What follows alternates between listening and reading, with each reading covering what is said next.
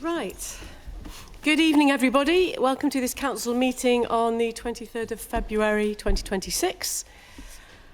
Nice to see you all. We will start. We've got a lot to get through this evening, so we will crack on, starting with item 1, apologies for absence.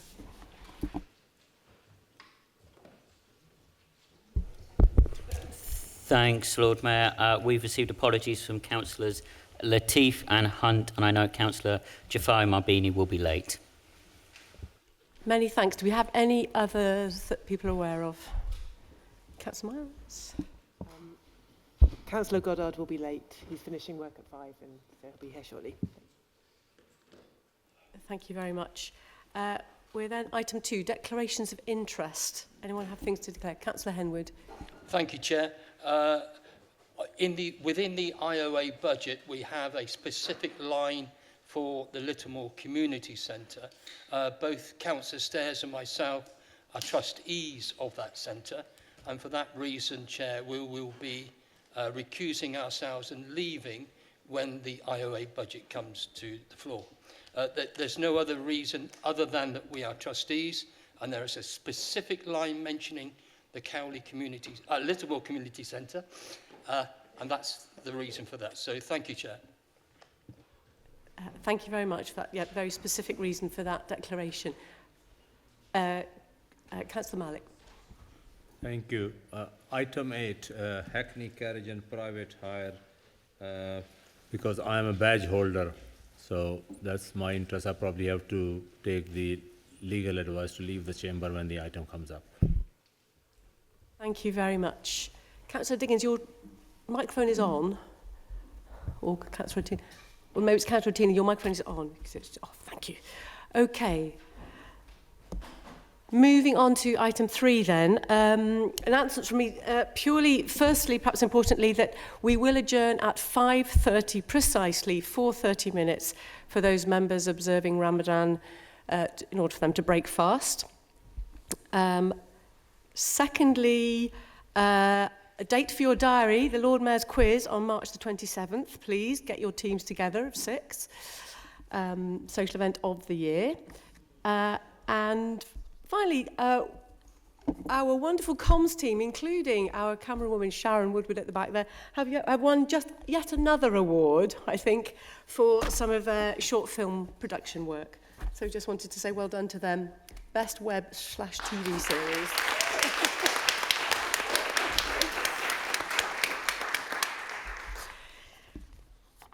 Deputy Lord Mayor, do you have any announcements? Actually, for once, yes, I do. I'd like to echo your congratulations to Sharon. I mean, Sharon actually won an award once for a video containing me, and that's hard work, I tell you. So, so well done. In your absence for a week, I got a reminder of how hard you work, Louise, because I had the great pleasure of being able to celebrate Oxford's diverse communities at the One World Fair, and with the Chinese New Year, and meeting with the Polish and Ukrainian communities. I also got to give out some prizes to some very promising young musicians in North Oxford. There were musicians not just from Oxford but all over the place. One had even come from Paris to compete and perform in our city, which I think shows the power of music and its potential in Oxford if we treat it properly. So all very encouraging, but I don't want the old job back.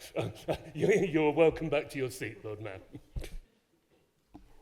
Many thanks for standing in for a bit. Yeah. Sheriff, any announcements? No. You,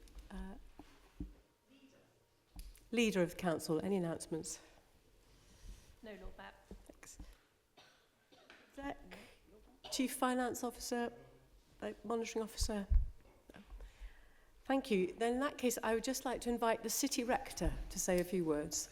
Thank you so much, Lord Mayor. Good evening, everybody. Lovely to see you. May I begin on a solemn note. As we will be aware, tomorrow is the 4th anniversary of the Russian invasion of Ukraine. And for many in our city and many who have settled in our city, it is indeed a poignant time. We will all be very aware of the global ramifications of this, but perhaps in just a moment we can be thinking of the ordinary people on all sides who have been caught up in tremendous suffering and grief. And I know that they will be well thought of, loved and remembered tomorrow. Speaking of ordinary people, if I can just go 3 ways terribly quickly. Just occasionally in council business we may think, oh, this is a bit ordinary or mundane or whatever it may be, but actually it is so important that the ordinary and the mundane is done well. And if I may say, I think you do it so well, officers and councillors, so thank you. Second thing, on Sunday, it's the anniversary of the death of George Herbert, the poet, 17th century, brilliant poet. He published practically nothing in his lifetime, but after he died, his poems were produced, and that's perhaps a reminder that the ordinary things may not always be noticed at the time, but yes, they will in the fullness of the time if they are good. And thirdly, a little bit of C.S. Lewis moment. His favourite quote in The Lord of the Rings, from The Lord of the Rings, Tolkien's Lord of the Rings, was, "Great deeds, not wholly in vain."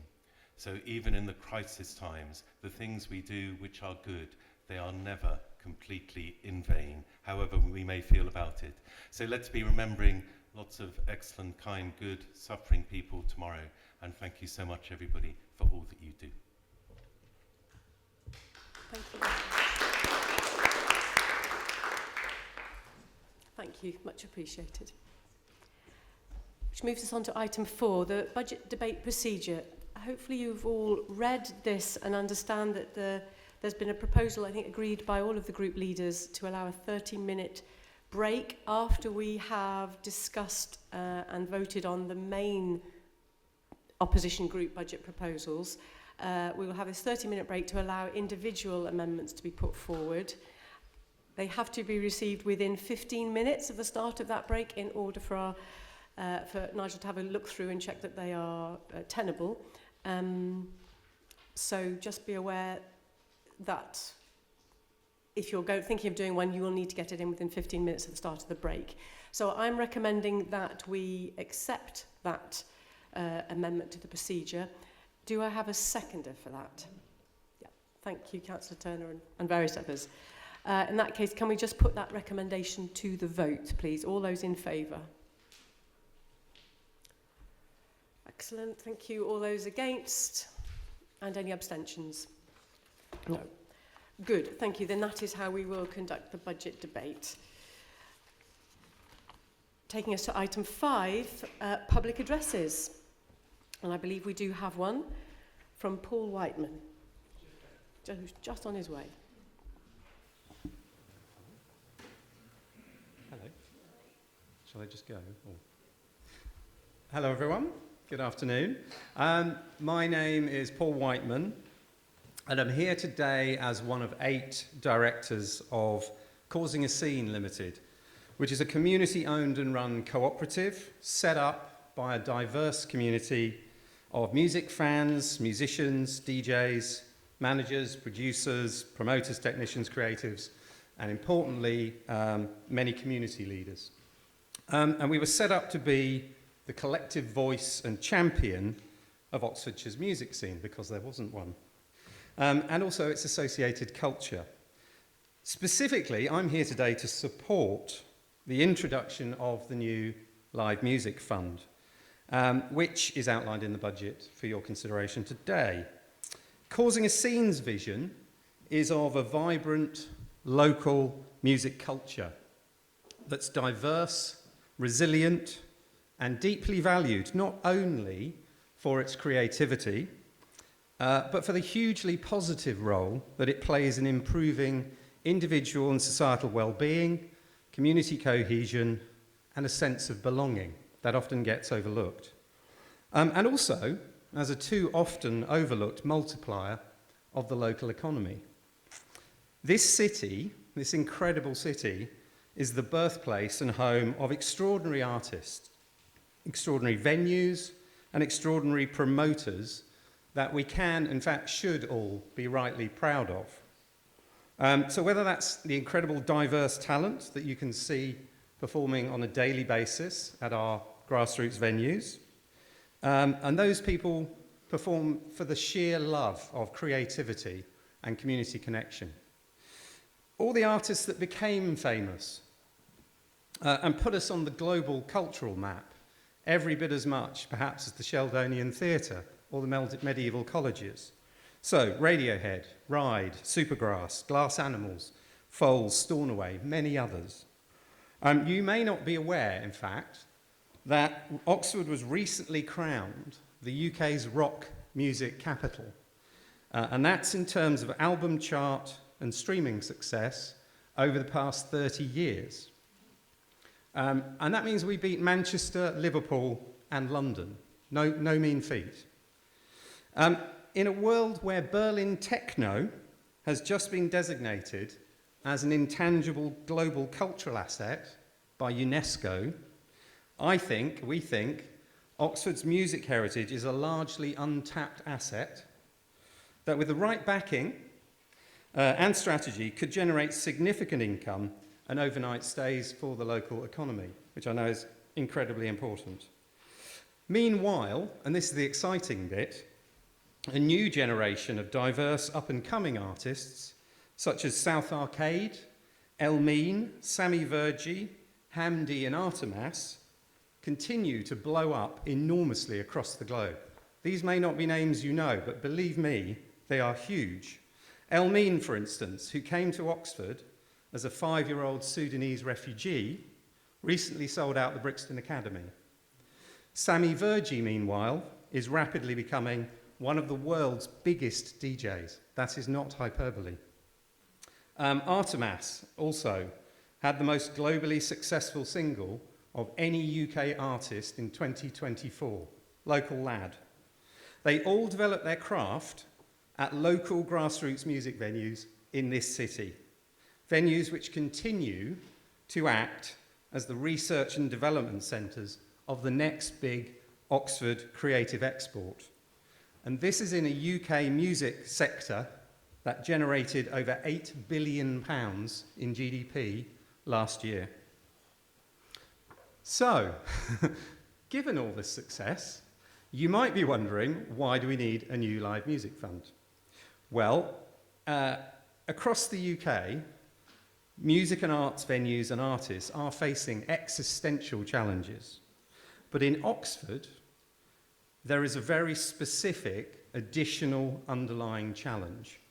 As you all know, I do not have to tell you in this room, it's a city with uniquely acute competition for physical space. We won't go into why at this moment in time, but the competition for space is extraordinary. Now, left purely to commercial forces, without interventions from public bodies such as yourself, and the occasional benevolence of landlords and philanthropists, music, arts, community will inevitably lose out to student accommodation, laboratories, and boutique hotels, etc.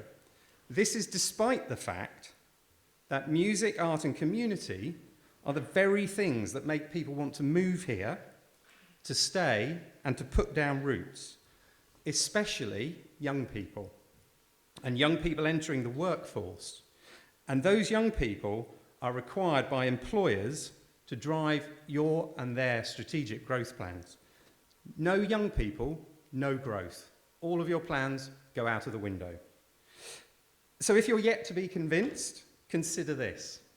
Tech startups and university spin-outs are essentially subsidised on the basis of their IP until they turn a profit. Why shouldn't musicians and the R&D venues where they learn their craft also be subsidised?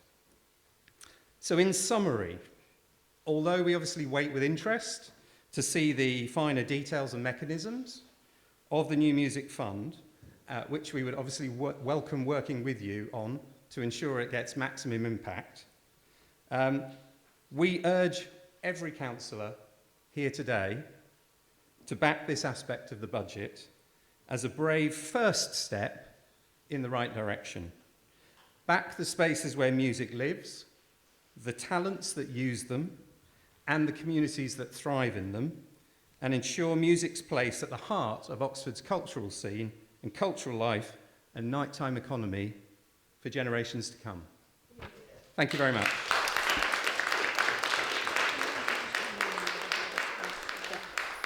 Thank you very much, Paul, for that. I believe Councillor Hollingsworth has got a reply for you. Yes, I was thinking how best to reply this. What you've said and what you're speaking in favour of matters very personally to me, so I thought I would respond very personally. Back in 1995, when I'd been elected an elected councillor for about 12 months, I think, I managed to get into, and I wish I'd dug it out, but I can't find quite what I've done with it. Either the first or second issue of Night Shift has me on the front page. Using my influence as a councillor to try and keep the Point open, and I wish it was back open because I really enjoyed that particular venue. But the importance of trying to keep grassroots venues like that is something which I think was crucial in 1995, as many of them were under pressure then, and it's just as crucial now, as you've said.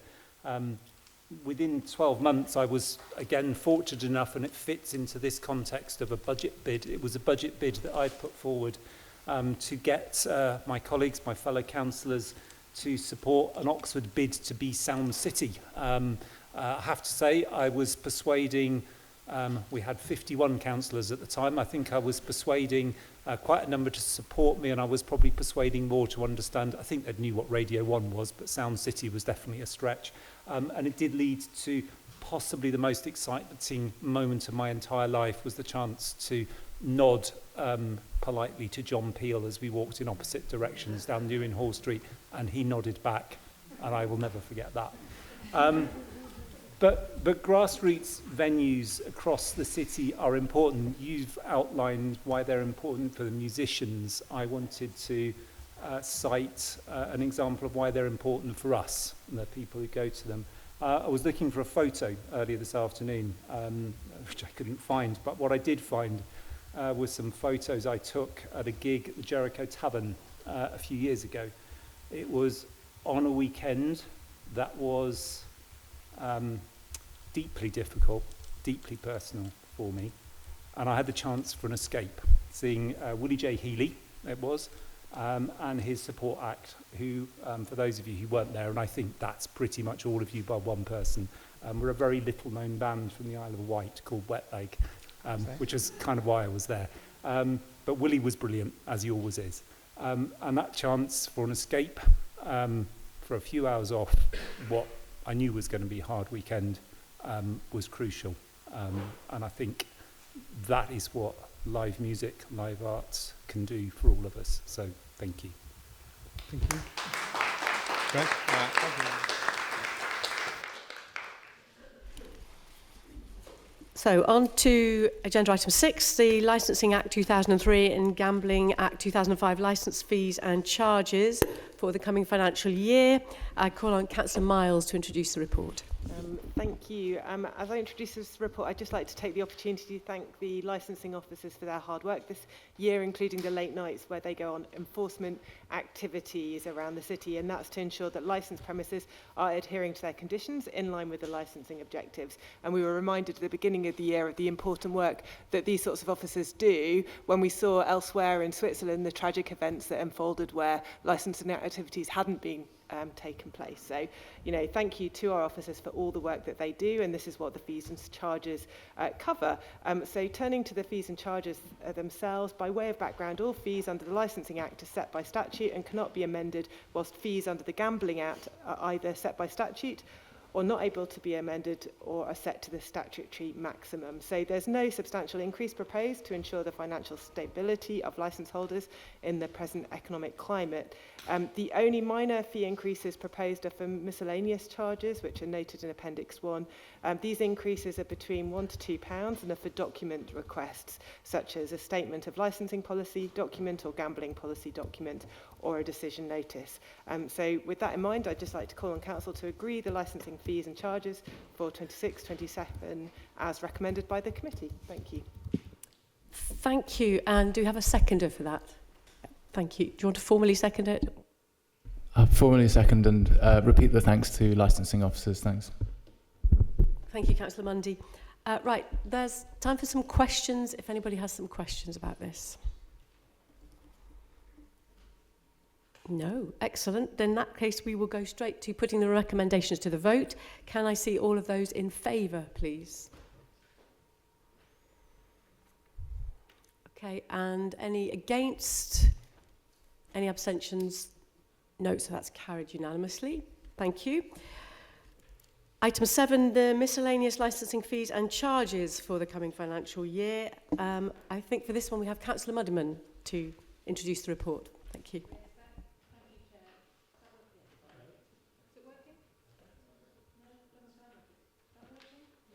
Try the other one. Is that one? Oh, yeah. That one's working. Okay. Thank you, Chair. The first one is mainly the charges for street traders. The law says that these charges must be reasonable, proportionate, and not exceed the cost of running our licensing scheme. You will note that in this, many of the charges are set at 10%, which was queried in the committee meeting, but we were assured by our officers that although this is a high increase this year, over the past 5 years, there's only been an average of a 6% increase. So they were left low over several years, and this is why they seem a little high this year. All the committee members voted in favour of this with one abstention, and so I commend these charges to full council. Thank you very much, Councillor Muddiman. And as a seconder, Councillor Raymond. Thank you, Rebecca. Formally second, and I'd just like to reiterate my thanks to all the officers for their hard work over the year. Thank you. Do we have any questions from members of council about this? No, in that case, we will move to a vote. Can I see all those in favour of this report? Thank you. Any against? And any abstentions? No, thank you. So that is carried unanimously. Okay, coming to item 8, I think, thank you, Councillor Manager, Legal Room, Councillor Arshad. Sorry, I will be leaving for item number 8 because my husband works for private hire, so I've been advised to leave the room. Yeah. Thank you. Okay, that's now. So, item 8, the Hackney carriage and private hire, road closure orders, scrap metal dealers, sex establishments, street parties and commercial events, licence fees and charges for the 26-27 financial year. And I believe we have, again, Councillor Muddiman to introduce this report. Thank you, Chair. You'll note that on these, mainly the Hackney carriages, there are no increases to the charges for vehicle licences, for driver licences or for operating licences this year. There is only a small increase of 4% to the charges for road closures, which is entirely just to cover our costs. Again, on the committee, 12 of us voted in favour and there was one abstention. So I commend these charges to the council. And just to add, I also echo the other councillors' sincere thanks to all of our excellent licensing officers. Thank you. Thank you very much, Councillor Muddiman. And as a seconder, Councillor Raymond, thank you. Do we have any questions, comments on that report, on this report? No, so we will go straight to a vote. All those in favour of this report?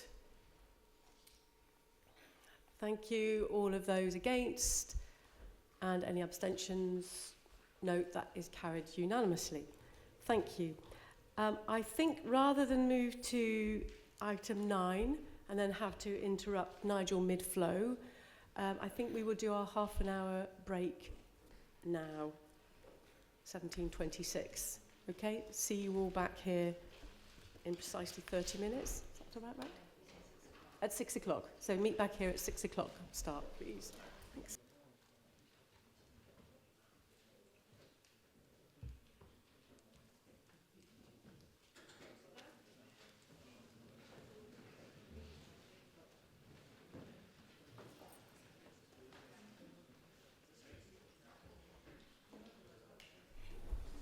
Right, welcome back to item 9, which is the Chief Finance Officer's report on the robustness of the Council's 26-27 budget. Over to you, Nigel. Thank you, Lord Mayor.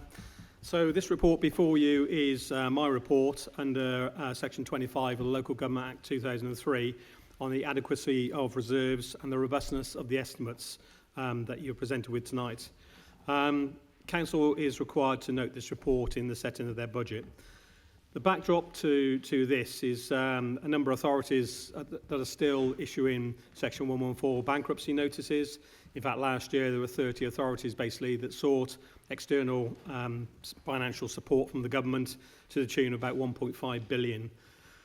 In setting of this year's budget, there was quite a bit of uncertainty, obviously uncertainty around LGR and where we will eventually go in terms of the establishment of unitaries and the finance settlement itself. It was delivered late. It was too late to build into the consultation budget. And when it eventually did arrive, we had an increase of 0% in core spending power over the next year and 7% just over the 3-year period, which is well below inflation. Despite these issues, we have set a 4-year balanced medium-term financial plan, albeit with the use of £7.4 million of reserves over the 4-year period. As in previous years, there's been challenge around the key assumptions and the budget estimates from service directors, corporate leadership team, the administration, and also Scrutiny committee as well, actually. General Fund earmark reserves are estimated as at April 26 of about 55 billion or even 55 million. Not as much as that, I wish. Around £10 million of those reserves are ring-fenced, actually. In other words, they can't be used for any other purpose than their nominated purpose. The largest of those balances, around 4 of those, basically make up about 55% of those reserves, both in terms of protection against national non-domestic rate changes, capital vehicle reserves, indirect property reserves, and also the employee reserve as well, actually. In addition to that, we have a risk reserve of around 9.5 million. 7.4 million of that will be used to balance the medium-term financial plan over the next 4 years. Whilst a proportion of these earmarked reserves could be repurposed, they would have financial consequences because you'll be moving away from the area to which they were earmarked, actually. There's no scientific calculation to the level of reserves which you should hold and retain, and it depends on a number of local factors. The Oxford model, given the reliance on the major reliance on income streams, is quite risky, and I've always said that, actually. Around 55% of our budget comes from fees and charges and returns from our companies. And you do need that adequate level of reserves, basically, to cover the bumps in the road that will occur from time to time. Having carried out the assessment in meeting the requirements of this Section 25 report, for the time being at least as a Section 151 officer, I believe that the reserves are adequate to carry over the next 4-year period, and the income and expenditure estimates are as robust as we can get them, given the information that we have. One final thing, just to remind you, basically, whilst we have a reserve date for budget setting and setting the council tax, I would really wish that we will set that budget and council tax tonight. Otherwise, we may well compromise the annual billing process, actually. That's all I have to say. Thank you. Thank you very much, Nigel. So can I just ask Council, please, to note that report? Happy to note. Right. Thank you. Good. Item 10 is then the report of the Scrutiny Budget Review Group, which I think Councillor Fry is going to introduce. Thank you very much, Lord Mayor. First, the group must acknowledge the hard work that this entails each year, where it sometimes feels as though the 4 Budget Review Group members and the 2 key officers, Nigel Kennedy and Celeste Reyes-Lau, spend more time with one another in the first 2 weeks of the new year than they do with their families. We have, I think, 5 meetings then. Nigel's ear will undoubtedly be burning after today's meetings, but we've been remarkably fortunate that he's kept our finances in order after originally joining the council on a short-term basis from his Herefordshire home 15.5 years ago. So thanks again to Nigel. Our report's been rather overtaken by the publication after the start of the budget consultations of the full details of the fairer funding proposals, which proved to give the council more financial leeway than the panel had anticipated. For that reason, I will just quickly summarise those main recommendations which have not become academic and which were not accepted when they were submitted to Cabinet. We started by focusing on waste collection. One recommendation which was accepted was to offer residents unable to afford regular garden waste collection a discounted compost bin for their own use. But one recommendation that wasn't accepted on what I believe are largely legal grounds was regarding HMO licensing. There was the suggestion in our report that such HMO licenses should include a mechanism to ensure that waste left behind at the end of a tenancy is collected.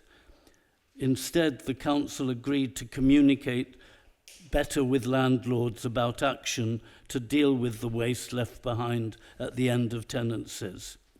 The group recommended, this is the budget review group, recommended that the Museum of Oxford's charges could be made more attractive by offering the option of a keenly priced entry ticket combined, for example, with a drink from the cafe, which would certainly make the cafe rather busier, but this was rejected because I gather Mox is looking at working more widely with other attractions in the city. I imagine that means paying galleries and so on. In the spirit of reducing traffic in the city, it was proposed that long-stay park and ride options be provided to cater for people coming to stay in, for example, the hotels in the city centre for a few days and then come in on the buses. We were told that this would require agreement from the county and therefore couldn't be done this year. Finally, looming over the budget, as we all know, is local government reorganisation. The budget review group appreciated the responsible approach underlying the budget proposals, which was to continue to assume that the budget was balanced over the full 4 years of the medium-term financial plan, rather than having a spending spree over the next 2 years and risking leaving the cupboard pretty bare for the new unitary authority. Thank you. Thank you very much, Councillor Fry. So we are able to take some questions or comments if anybody has some. Councillor Turner. Yeah, thanks, Lord Mayor. I'll be really brief. In a way, it makes me slightly sad that James focused just on the few bits where we weren't quite able to agree, but I think James has enunciated very clearly the reasons why, although I think with all of these recommendations, the direction of travel that the Budget Review Group was suggesting was understood and appreciated, but we couldn't quite agree them this time around, as has been said, for a variety of sort of legal and logistical reasons. But what I actually just wanted to say as well was there's a good deal more where we have absolutely been able to take it on board. Some of the issues, the ones which are up for debate this afternoon, and I think generally we have a really well-worn, well-practiced and well-functioning set of scrutiny arrangements now of our budget. I think it does add value. I'm grateful to people's families for the forbearance that they show with the festival of meetings that James describes, but it does work really, really well. People give up their time to go through things carefully. And I think, you know, there's a sense sometimes that, and actually this will probably be the case this afternoon, where you hone in on quite small bits of the budget that are up for amendment. I think this scrutiny group really keeps that wide-angle lens and turns over an awful lot of stones. So thank you. Thank you, Councillor Turner. Any other contributions? No, in that case, can I please just ask you all to note this report? Thank you. Item 11. The medium-term financial strategy, 26-27 through to 29-30, as well as the 25-26 budget. Can I call on Councillor Turner, please, to introduce this report? Yep, I will, Lord Mayor. Thanks very much indeed. Lord Mayor, fellow councillors, really pleased now to be moving our full budget proposal for next year and the MTFS for the following 3 years.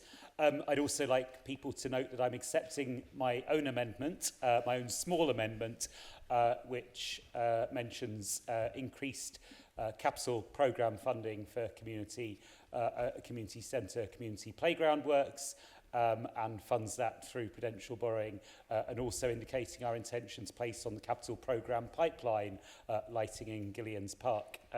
Both of those things, just to set a little bit of background, are intended, I think, to pick up the spirit of some of the amendments to come later in debate, because we do want to run this as sort of an open and listening exercise. It is a really unusual time, I think, in many respects in local government. One reason, of course, is the proposals for local government reorganisation. So we find ourselves setting a budget which, unless government policy changes course, which doesn't happen very often, thank you, will never actually be implemented because the City Council's area will become part of a new unitary authority. Nevertheless, we set out a balanced 4-year MTFS here, demonstrating that ours is a council that's able, on the basis of our highly successful Oxford model, to balance its books. When the government chooses a way forward for local government to be structured, I hope it takes note. Secondly, settlement information has come through very late this year, but there has at least been a 3-year funding settlement. In areas without local government reorganisation, it must be very helpful for authorities to have that additional certainty. But it's posed a challenge in preparing budgets. And so I must once again pay tribute to our outstanding finance team, led by Nigel Kennedy, more of whom later, and indeed our wider excellent officer corps.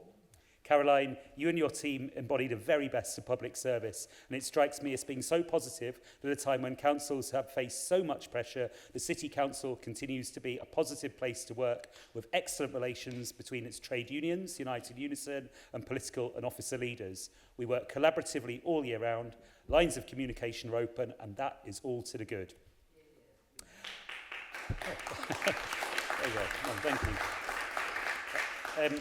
A third difference to previous years is we have had some very, very good news to celebrate. Compared to our projections, the government's fairer funding reforms, when taken around, offer us an additional £4.7 million over the next 4 years. The good news doesn't end there either, because the final settlement, while it came late, was worth waiting for, as there was additional homelessness funding of over £4 million provided. We don't yet have all the details of this, but we do know that it will assist with housing for those who need extra support. And I think we're all aware of how desperately needed this money is.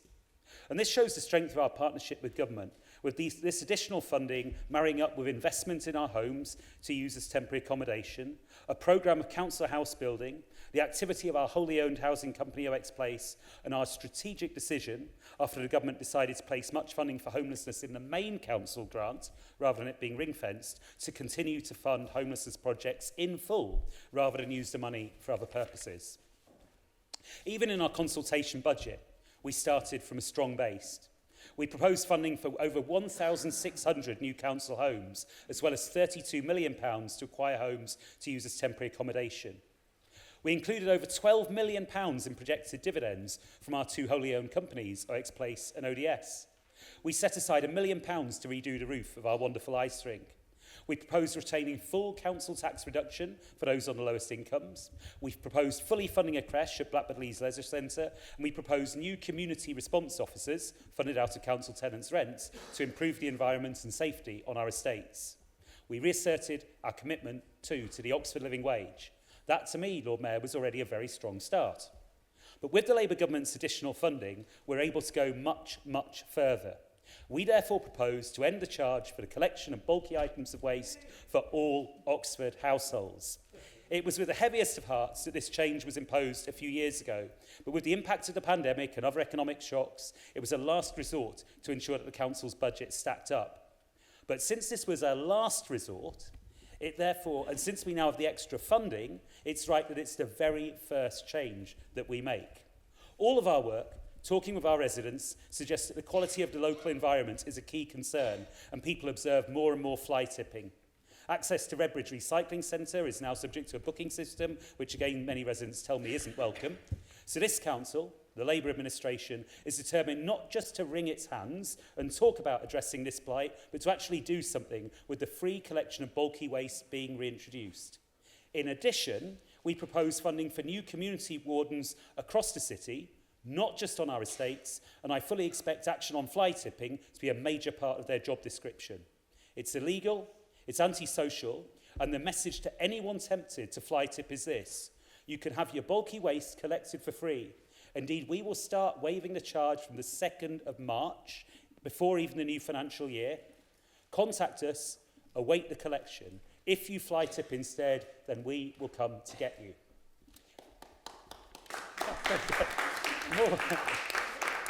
There we go. A couple of years ago, the County Council sharply reduced the number of verge cuts throughout the city. It was another area where we then got quite a lot of feedback. It was, not for the first time, for this council to step in and pick up the pieces. And we propose in this budget to fund a further proper round of verges being cut across the city, helping people really take pride in the appearance of their areas. We all remember the extremely cold weather in recent months. This has taken its toll in many ways. Through fast deteriorating road conditions, I can barely walk out my front door without hearing about the blight of potholes. Of course, real worries for those sleeping rough, who are then accommodated through the sweat programme, but also with a substantial number of people slipping from cycles on ungritted cycle paths. I doubt there's anyone in the council chamber who doesn't know someone who's been affected. Cyclists are particularly vulnerable road users, but are currently unprotected as the County Council doesn't prioritise the gritting of cycle paths. Last year, we made some funds available for the gritting of cycle paths, but as plans were worked through, it became clear additional extra investment is needed for this to happen. This too is something we're proposing with our additional government funding so we can grit cycle paths in time for the next cold spell, whenever that comes.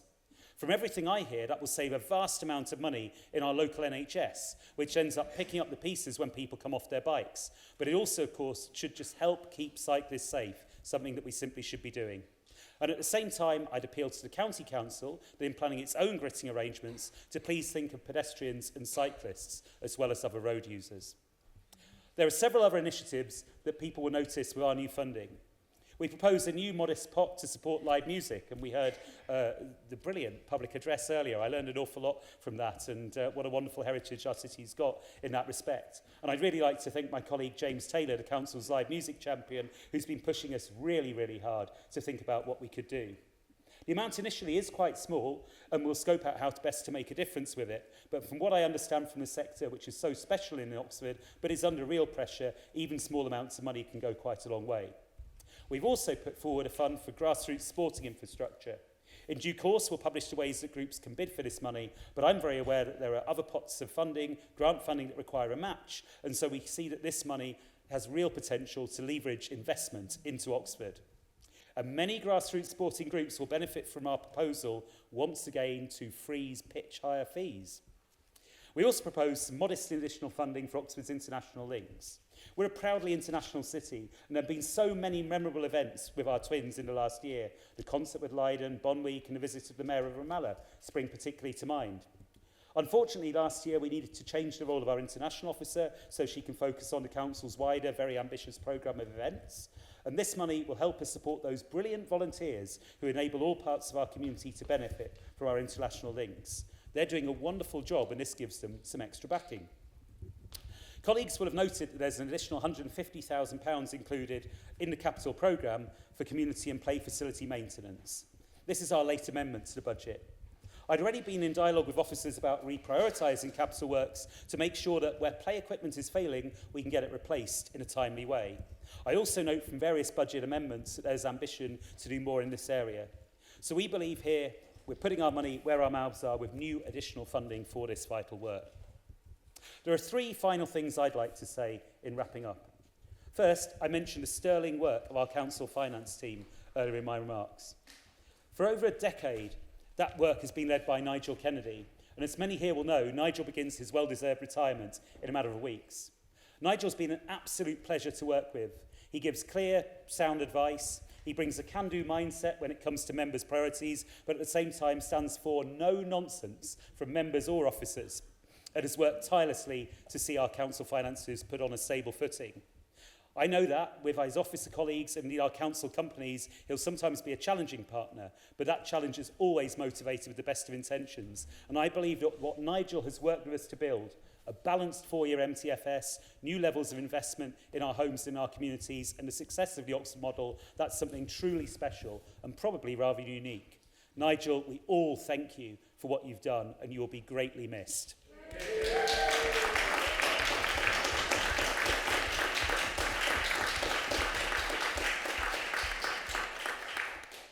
Secondly, I note that in political debate, particularly on social media nowadays, we witness increasing amounts of division. This makes me sad because I honestly believe that most people who get involved in mainstream politics do so with the best of motivations. When I looked over the opposition budgets this afternoon, I noticed that while there are points of disagreement, we're talking about relatively small changes. On the general fund side, the Liberal Democrat amendment affects about £700,000 over 4 years out of a projected gross budget of around £320 million over the same period. The Green amendment affects some £1.9 million out of that sum. The IOA amendment around £1 million. When it comes to housing revenue accounts, with £320 million planned over the next 4 years, the IOA and the Greens propose not a single change, while the Liberal Democrats have a perfectly sensible amendment which affects £10,000. From past experience, sometimes budget debates tend to lead to rather confected arguments, and there are points of disagreement. For example, our group wants free bulky waste collections, and the Liberal Democrats and Greens don't. Our group wants extra verge cutting, for reasons we'll no doubt learn about. The Green group doesn't support that. But we shouldn't lose sight of the fact that the alternatives tabled point to a great deal of consensus around this chamber, and I think that's a really, really good thing. Finally, Lord Mayor, I think we quite often have feedback about people in politics not listening.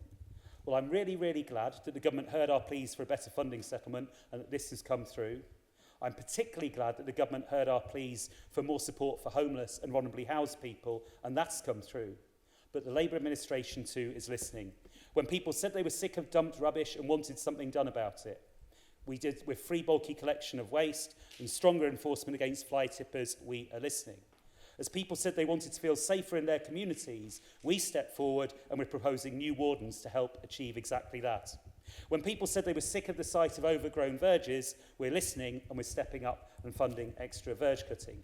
When people said how valued grassroots sport was, we listened with a freeze in the pitch higher fees and the proposed new funding pot to support this vital work. And when people point out, often with first-hand experience, the acute housing crisis in Oxford, we listen, we act, and we're funding over 1,600 new council homes.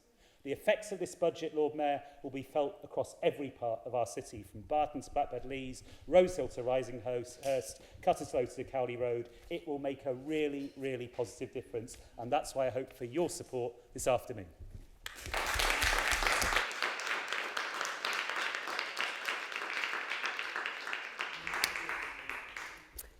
Thank you. Do I have a seconder? Yes, Lord Mayor, but I reserve my right to speak. Thank you. Thank you very much. So, just a reminder then, we've had an introduction to the Labour administration's budget proposal. We're now going to debate first the Liberal Democrat amendment to that, then the Green amendment, then the IOA's amendment. And once we've debated and voted on all of those, we will then come back to debating the full budget as amended or not. Okay, so on that note, we will then start with the Liberal Democrat amendment. Thank you very much, Lord Mayor. The budget amendment that we are presenting today trims back on some administration giveaways that were introduced late in the budget process, and it reorients that money to more directly improve our city and to improve people's lives. It will provide funding to resolve our temporary accommodation crisis. It would improve standards for renters. It would provide more free access to the Museum of Oxford for local people, and it would reinvest in public facilities that are looking tired and run down. The administration budget would spend £142,000 in the first year and £102,000 a year thereafter on subsidising bulky waste collections. The theory goes that this will reduce fly tipping. However, we won't know if that's actually the case until it is tried. We propose to instead reduce the discount rate to 0, whilst leaving the main rate as it is for the time being. That means that people on low incomes will get that benefit right away, and then we can find out whether the measure is as effective as we hope it is at a much lower cost, saving £317,000 over 4 years. The administration also plans to invest £100,000 a year in community sports development. In our view, this is too tightly focused because there are many other kinds of community organisation that we might wish to support, such as arts organisations, volunteering groups, community support organisations. We propose to allocate their proposed funding just for the financial year coming, rather than commit ourselves to a sport-specific new pot indefinitely, and we can then review the level of uptake and decide afresh how community grant funds should be allocated this time next year.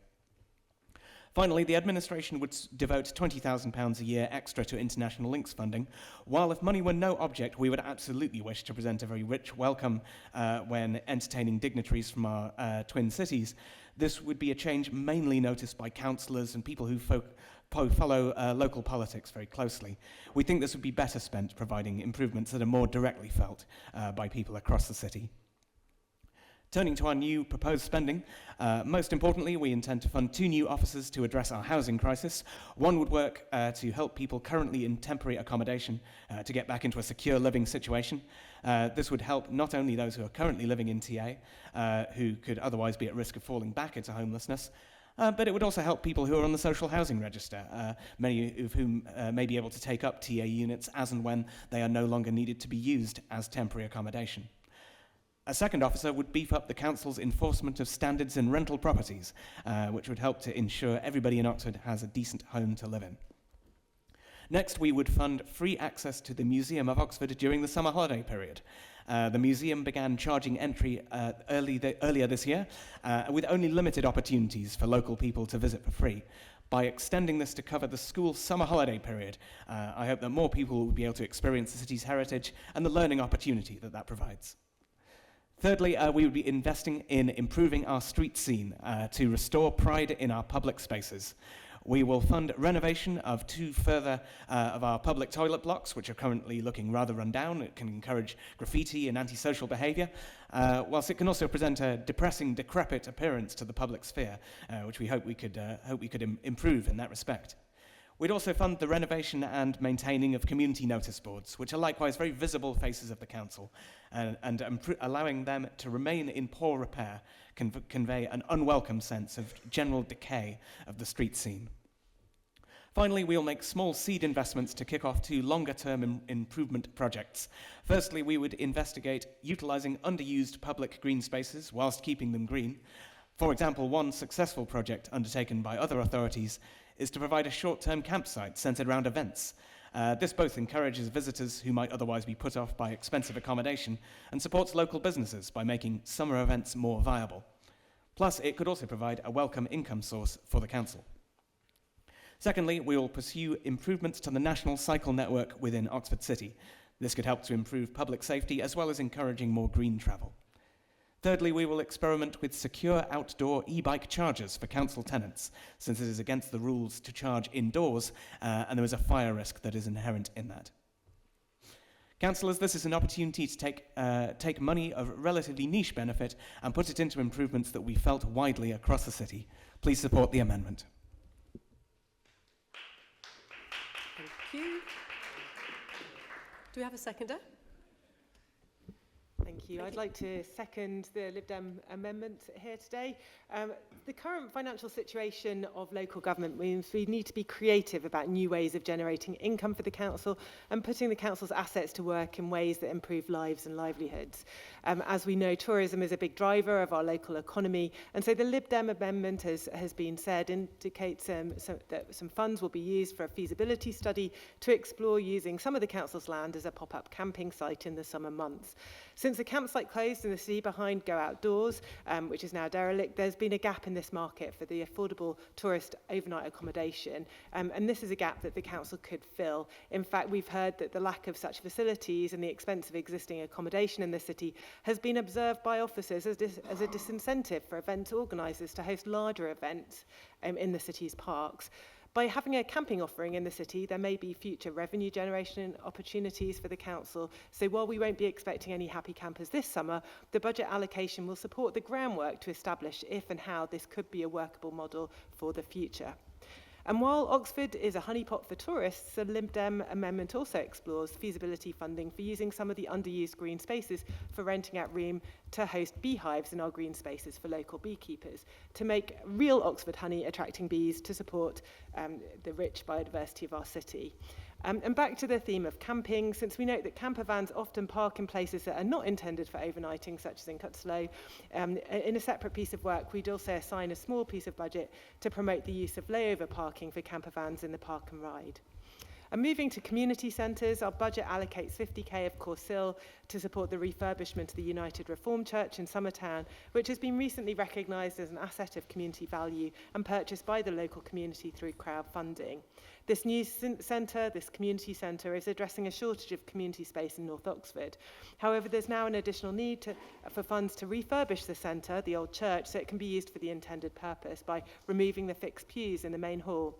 And there's several reasons why SIL should be allocated here, and that's because there are few current and future development projects in the area which will generate Section 106, as they're too small development sites, and larger projects are ineligible for the Section 106.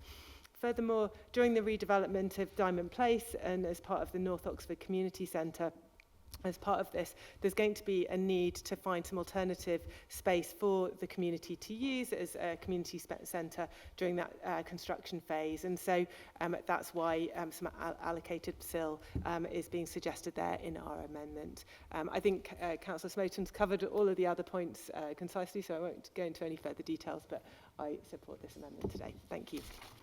Thank you, Councillor Miles. Okay. I will now open this up to the floor. Councillor Fry. Thank you very much, Lord Mayor. I'd like to focus on the suggestion of removing the fairly small £20,000 a year for international twinning links.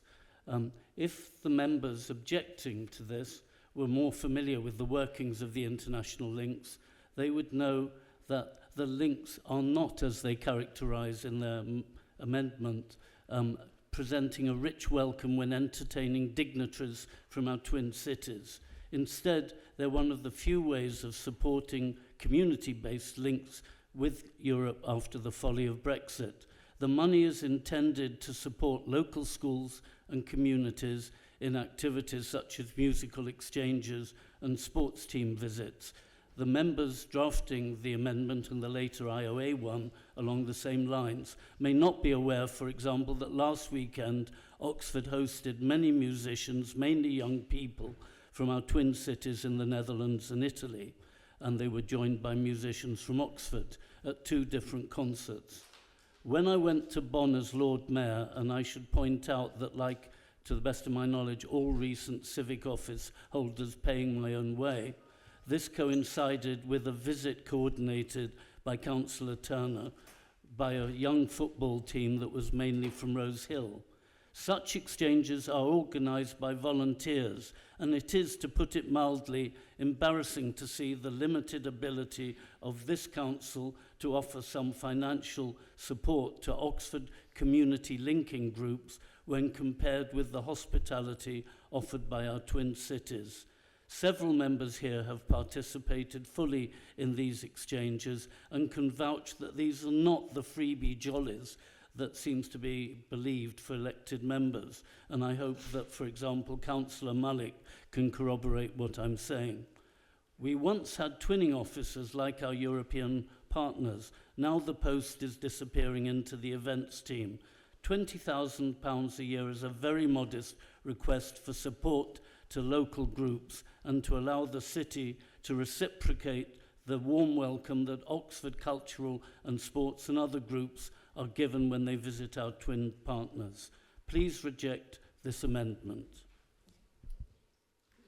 Thank you. Councillor Fairweather. Thank you, Lord Mayor. Following on from the speeches by Councillors Smoton and Miles, I start by talking about the bulky waste collection changes proposed by the administration, but I seem to have been preempted. I'm pleased that the Labour administration has U-turned. It seems to be a usual Labour tactic these days. Our amendment will overcome the deficiencies in the original Labour proposal, ensure that those who can least afford it will still be able to get bulky waste removed. It will also enable evidence to be collected about the effectiveness of the policy. I now turn to the proposal to set up a ring-fenced fund for sports development. Whilst I can see the desirability of such a scheme, there are many other social activities which also need funding, which my colleagues have mentioned. Sport is one area where clubs have many other sources of funding to apply to, such as the Football Association, Sport England, the Lawn Tennis Association and others. I would also draw Council's attention to various other similar funding schemes set up by this administration, which have largely been awarded to wards in East Oxford rather than those in North and West Oxford, and would hope for a more equitable distribution of community funds to support all city residents. I support our amendment to limit this to 1 year and then review to see how well the scheme is operating. 20,000 was requested to carry out a survey and produce a report for improvements to the cycle route known as NCN 51 and OCR 5, which passes through my ward and others. This route serves the huge new developments north of the A40, including Frideswide Farm, Water Eaton and others, which will bring well over 1,000 houses into use. It provides a much safer route from the northern boundary of the city into the centre. It's in urgent need of work in several places and needs a coherent proposal developed. Finally, I speak in support of allocating £50,000 to the excellent project to refurbish the former United Reformed Church in Summertown. This community-funded project needs this to complete the initial refurbishment of the main hall into a multi-purpose space so that many different activities can take place there. And as my colleague Councillor Miles has mentioned, it also brings into use an alternative venue for the Noah Community Centre while that is being rebuilt as part of the Diamond Place development. Please support our amendment. Thank you. Councillor Rowley. Thank you, Lord Mayor. I hope to be brief, but I feel that I do have to reflect in this budget debate what people in my own ward have told me about their priorities in recent weeks and months. Every time I go to Barton, people point to a pile of rubbish, and quite often they tell me who's dumped it there. Somebody who either can't or most likely won't pay the bulky item collection fee or go through a long application process. And I have to admit, although it was our own administration that had to do it because of the financial situation the council finds itself in, I have to admit that fly tipping got much worse in Barton practically the minute we introduced charges for bulky waste collection. And everybody I've spoken to about it has told me that they would strongly support removing that charge. Secondly, I'm lucky enough to have in my ward Barton United Football Club, which is run on a shoestring by local people, some of them elderly, none of whom get paid for it. Yet it involves 200 kids, mostly from the estate, who are an area of deprivation. It is a real factor in promoting health and inclusion, and a measure of how much it's promoted inclusion is that Barton United girls teams have won the Oxfordshire Cup for their age group 2 years in a row. Something of which the whole estate is very proud, but it's run on a shoestring. They don't have much money. Sometimes they come for me and tell me they're struggling with money. What is proposed on the pitch fees would be a godsend to a group that does so much for kids who don't have much. Thank you.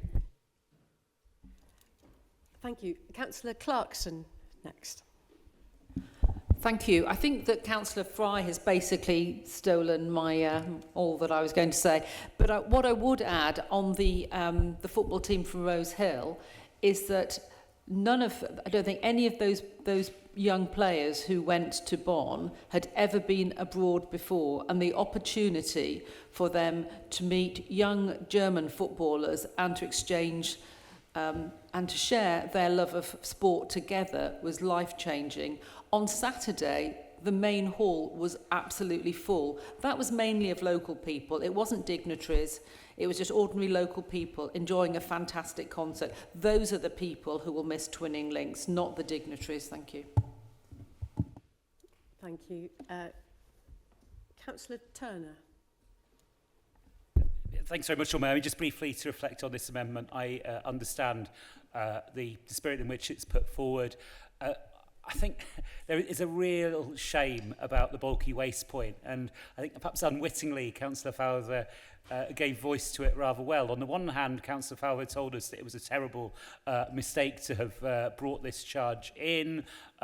You know, the circumstances, I don't want to rehearse it too much, but we know where the ball of austerity started rolling. We remember it very clearly, don't we, when which government that particular ball started rolling. And unfortunately, we couldn't do anything else. Indeed, at the time, I may be misremembering things, but I don't remember the Liberal Democrats opposing the introduction of that charge. And then he said it was such a mistake to introduce it that when we say we want to get rid of it, he says, no, keep it in place. And by the way, you're only interested in East Oxford, not North Oxford, or something like that. I mean, it doesn't really stack up, does it, Lord Mayor? I think, you know, people that like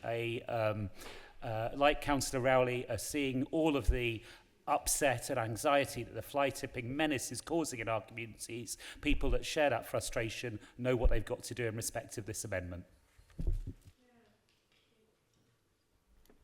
Councillor Rowell. Thank you. Yes, I'll keep this brief, but broadly, we really like an awful lot of what's in here in this amendment. Very supportive of a bunch of ideas, community notice boards, feasibility studies on green spaces and improvements for a cycle network, and especially the housing officers. I think these are a great number of things and really support it. The one thing that we find slightly difficult or are concerned about is the key way in which it would be funded, which is the cutting of the community sports development grant. And I recognise that in the amendment it does say that the intention would be that it could be broadened to investing in arts and volunteering and community support organisations, which is really persuasive. But I guess if the funding has already been reallocated within the amendment, then that funding no longer exists to be able to reconsider, review, and therefore broaden in the following years. So we really like an awful lot of what's in here. I really like a lot of what's in here and really support it, but just concerned about the particular way in which it's sought to be funding. So I'm minded to abstain when it comes to the vote, but I like what it's looking at. Thank you. Councillor Hollingsworth. Yes, thank you very much. I wanted to start by saying, as others have done, because of the proposal to reduce funding for the bulky waste service, which I think is regrettable, I can't support this, but I wanted to highlight there's positive elements within it. And I wanted to, particularly in view of the public address we had earlier on, to pick out the really interesting idea about looking at, I suppose campsites isn't quite the right word, but events which can happen overnight. One of the things we're trying to do as a council, I'm sure our champion would be able to highlight this, is that Oxford has had a little bit of a reputation for not being a great place. If you're an organiser of an event, it's been quite difficult to come to Oxford. You're seen as a place which is a bit negative about having events, about having visitors, about having cultural things happen. And that's something we're trying to change and beginning to make progress on this. And this would fit very much into that. Give us greater opportunities to bring in event organisers from outside. And that's the crucial bit. These should never be one's events that the City Council tries to run itself. There are people out there who are much better at it than we would ever be, and having them come. So I hope that even though I will be voting against this, we can find ways of bringing this idea forward. And I thought what was particularly positive, and I'm sure the councillors, I'm not going to name, but I mean they will know whom they're that some of their constituents can be quite negative about having people come to Cutslow Park, because there are always a torrent of objections every time an event happens. I see one person shaking his, and he runs trains in it, I'm well aware of the correspondence. Every time we've had an event in Cutslow Park, a small number of people have tried to prevent it happening. And I appreciate how frustrating that is for you as councillors, so it's really positive to see that coming over. And I would like to see not just South Park where we have events and Blackbird Leys where we have events, that Cutslow Park has a real opportunity to be a fantastic event, and is also conveniently close to a railway station, which makes it an even more accessible and environmentally appropriate venue. So a really interesting idea, and it's a good one, and I hope we can find ways of making it work. Thank you. Councillor Chapman. Yes, just a number of points about this amendment. First of all, I mean, I've always seen the Liberal Democrats as an internationalist party, from my experience in the past. And therefore, I'm really surprised to see that they want to cut the international link spending. It seems to me about you want your cake and eat it. You want to be fostering links, internationalists, looking outward, rejoining the European Union, all these things. And then when it comes to supporting a modest investment to further those links, to support the many volunteers who give up their time, the hosts, all the people who give support to the concert we had in the town hall, a wonderful concert on Saturday night, you want to pull the rug out from under that and send a signal that it doesn't matter. What is the logic in that? Secondly, on the bulky waste issue, I don't think your proposal would do what you say it does. I mean, the discount rate is not 0, right? The discount rate is 50% for people on benefits. So if you take away our proposal, the status quo stays entirely intact. So most people have to pay for their bulky waste to be taken away, and a minority get a concession. This is tinkering while fly tipping happens, frankly. This is just not a bold or imaginative enough approach to this matter. And again, I'm very, very surprised. It's sort of tinkering around the edges, and it won't do what we need it to do. So that's another reason why I can't support this amendment. And the third is about sports development. I've had quite a lot of experience in my life recently in the Charlton Cricket League. And I know how it is a struggle for cricket teams in particular to get the funding they need. And small sums of money do make a big difference. They often can't get small sums from the FA or from the ECB or from whatever. They can get big sums, but that's not actually what they're prepared to take a risk on, nor do they have the capacity to apply for those type of grants. So this has a gap in the middle that many sports teams would actually really benefit from. So, marks out of 4, well, I might give 1 for the URC, but the other 3 I could not support. Thank you. Thanks. Okay, I've got 3 more people speaking on this, and then I'm hoping we're going to move to a vote. But so I've got Councillor Smith, Malik and Raymond to come. Councillor Smith. Councillor Chapman just summed it up perfectly, actually, with tinkering around the edges. I mean, that's exactly the point I was going to make about the proposal around temporary accommodation. I mean, I know it's well-intentioned, but the budget we are proposing, makes a massive investment in terms of tackling the temporary accommodation problem that we have, to the extent of, actually taking us to where we want to be, which is like ending the use of hotels and avoiding £6 million of annual costs, which, we would otherwise be faced with if we weren't making the investments contained in this budget. And that includes, allocating £32 million to buy 260 new units to use as temporary accommodation owned by this council.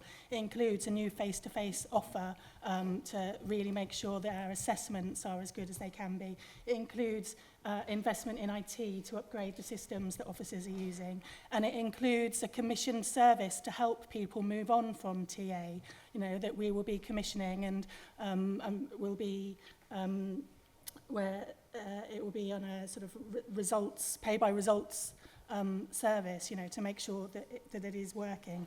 So really, putting one extra officer into this, when we are receiving, very generous government funds as well to help with TA, which will be paying for officer time to work on this as well. It really is just tinkering around the edges. I think it also fails to appreciate the work that's already happening by this council, which we will be funding in future years in other areas as well. So we have community impact funds already we have £1 million a year that we allocate to voluntary and community groups in this city. Sports groups aren't well represented there at the moment. And, you know, as a city council, we are responsible for parks. We have sporting facilities in our parks, pitches, and I think it's right that we really do everything we can to make sure that those facilities are used. And that's the thinking behind this fund. And on the additional licensing scheme, the additional enforcement officers for possibly for HMOs. I mean, I will shortly be recommending to Cabinet that we renew our additional licensing scheme for HMOs in this city. All of our licensing schemes, the selective licensing scheme, the HMO licensing scheme, the additional HMO licensing scheme, they're self-funded. The fees that come in for those licensing schemes can only be spent on, you know, the enforcement and administration of those licensing schemes. So that is the time really to, you know, make sure that we've got the right money coming in, that the fee is set at the correct level to make sure that we're able to resource those schemes properly and fund the enforcement work that needs to happen. We're also very good at collecting fixed penalty notices from rogue landlords, from non-compliant landlords, and that money is there which officers can access to draw down and use to resource this area if they need it. So again, I mean, this one extra officer is really just tinkering around the edges and not appreciating all the work that we're already doing. Thank you. Councillor Malik. Thank you, Lord Mayor. I want to talk about, I can talk about a few things, but I'll concentrate where Councillor James Fry and Mary Clarkson was coming about the money on the twinning things. I think I will suggest Liberal Democrat members to go to visit our twinning cities when the next delegate goes and see. First of all, if you go, you have to pay your own ticket and your own hotel, so it's not a freebie. You jump on the aeroplane and go. So you have to have your own expenses done. And what I seen the benefit is, before the Ukrainian war, I went to Perm, which Russia, one of the twin city was. Obviously, my two colleagues, they're no longer at the council, Bob Price and Ray Humberstone, when he was the Lord Mayor. We see the benefit the twinning plays, how the ideas people learn from each other, especially from us. Oxford is a city of knowledge. We have people come across, they're talking about 20,000. I mean, I think Councillor Turner not been kind enough. If it was, I've been over the years said, I think that would be much higher twinning budget should go, because when the other comes, we cannot do much to entertain. I think that he should have put 50,000, not 20,000. If I was on the other side, I would say that. Because the benefit where they miss out is also we got Wrocław, our Polish twin city. So now they have a school link with the Polish school in Oxford. And Lord Mayor, yourself, you were at the school in East Oxford when the Polish students were there. You know, so these sort of exchanges, we learn from each other culturally, and the children benefits and shows what Oxford is and what the other partners have in common, and we learn from each other in this. I think on the other side, I'm glad, you know, it sounds a bit political, but I'm glad these people are not in charge, you know, the Lib Dem, and they never will be probably in Oxford. And the reason is not that. I mean, we can talk about this side U-turn or anything. I mean, this is a party who once given the student tuition free, and on the advantage of the 20 ministerial cars, they ditch their long life stuff going along. And equally, Councillor Fairweather said, equality, you know, things in East Oxford. I will take a lecture from this side on equality when they put some bus gates on the north of Oxford. Although I am enjoying this, Councillor Malik, we should probably stick to today's I'm coming on to the equality matter. I'm just coming. And they have some congestion charges on the north side of the city, and then I will Lib Dem believe in equality, just not on this thing. Thank you.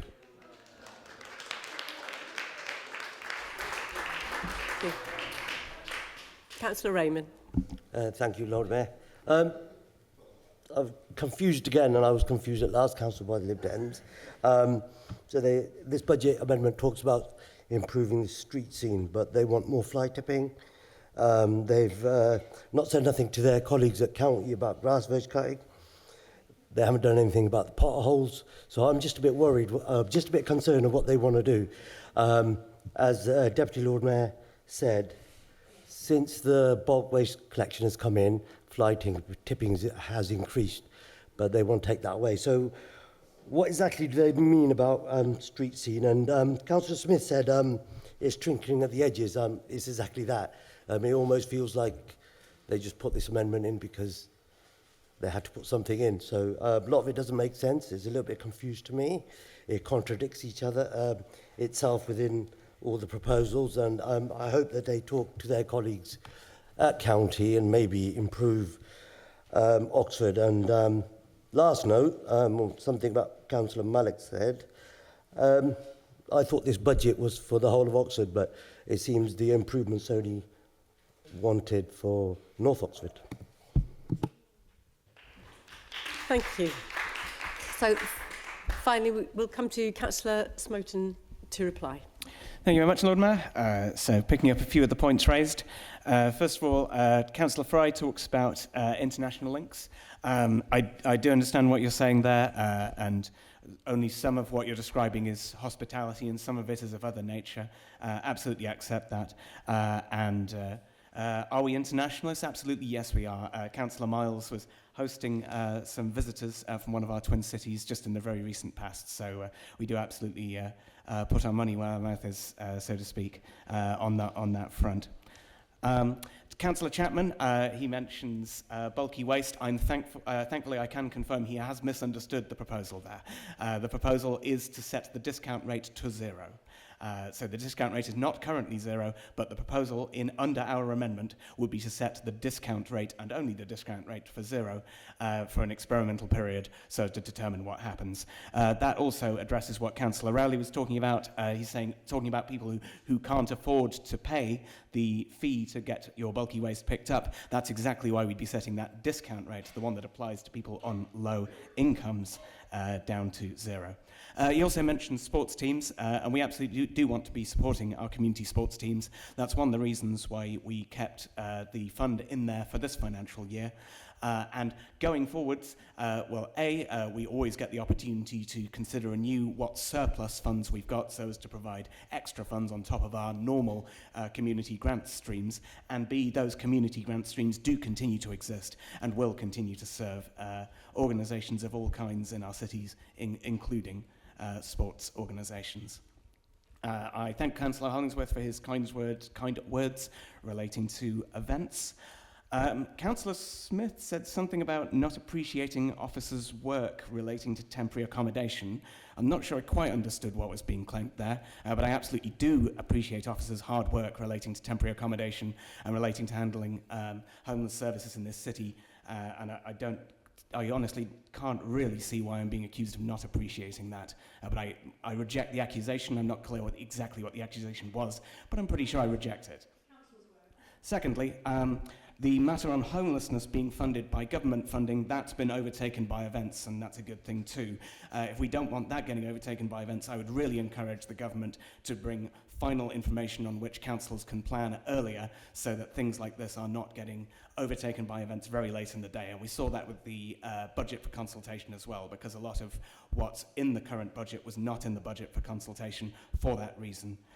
When it comes to delivering an enforcement officer, I'm very glad to hear that she agrees that that's a desirable thing to do, and if there's alternative ways to bring that about rather than through the budget amendment, that's very welcome. Councillor Rickman mentions potholes. I can't possibly put a pothole fund in a district council's budget. People would make fun to no end, because there are district councils, there are upper tier local authorities. We really do have our separate lines of business. I can't just do that. He also accuses us of benefiting only North Oxford. He appears only to have read the final line in the budget amendment in that case, because the matters relating to homeless services, they serve the whole city. The matters relating to standards for renters, they apply to the whole city. the Museum of Oxford of a benefit to the entire city. So his accusations are accurate if you ignore absolutely everything else in the budget amendment, but if you don't, then they're false. Finally, very few people have said anything about the spending here. It's all the standard stuff that comes up with budget amendments, of people having a go relating to what the cuts are, and people have very little to say about what's on the other side of the scales.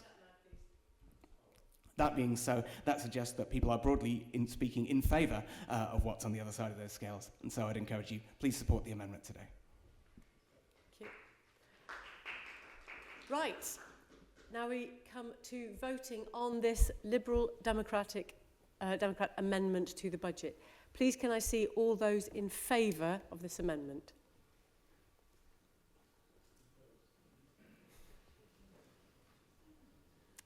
Okay.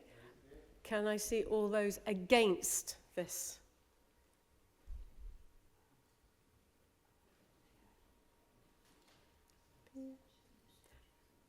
Okay. And how many abstentions? Do you want to count the abstention?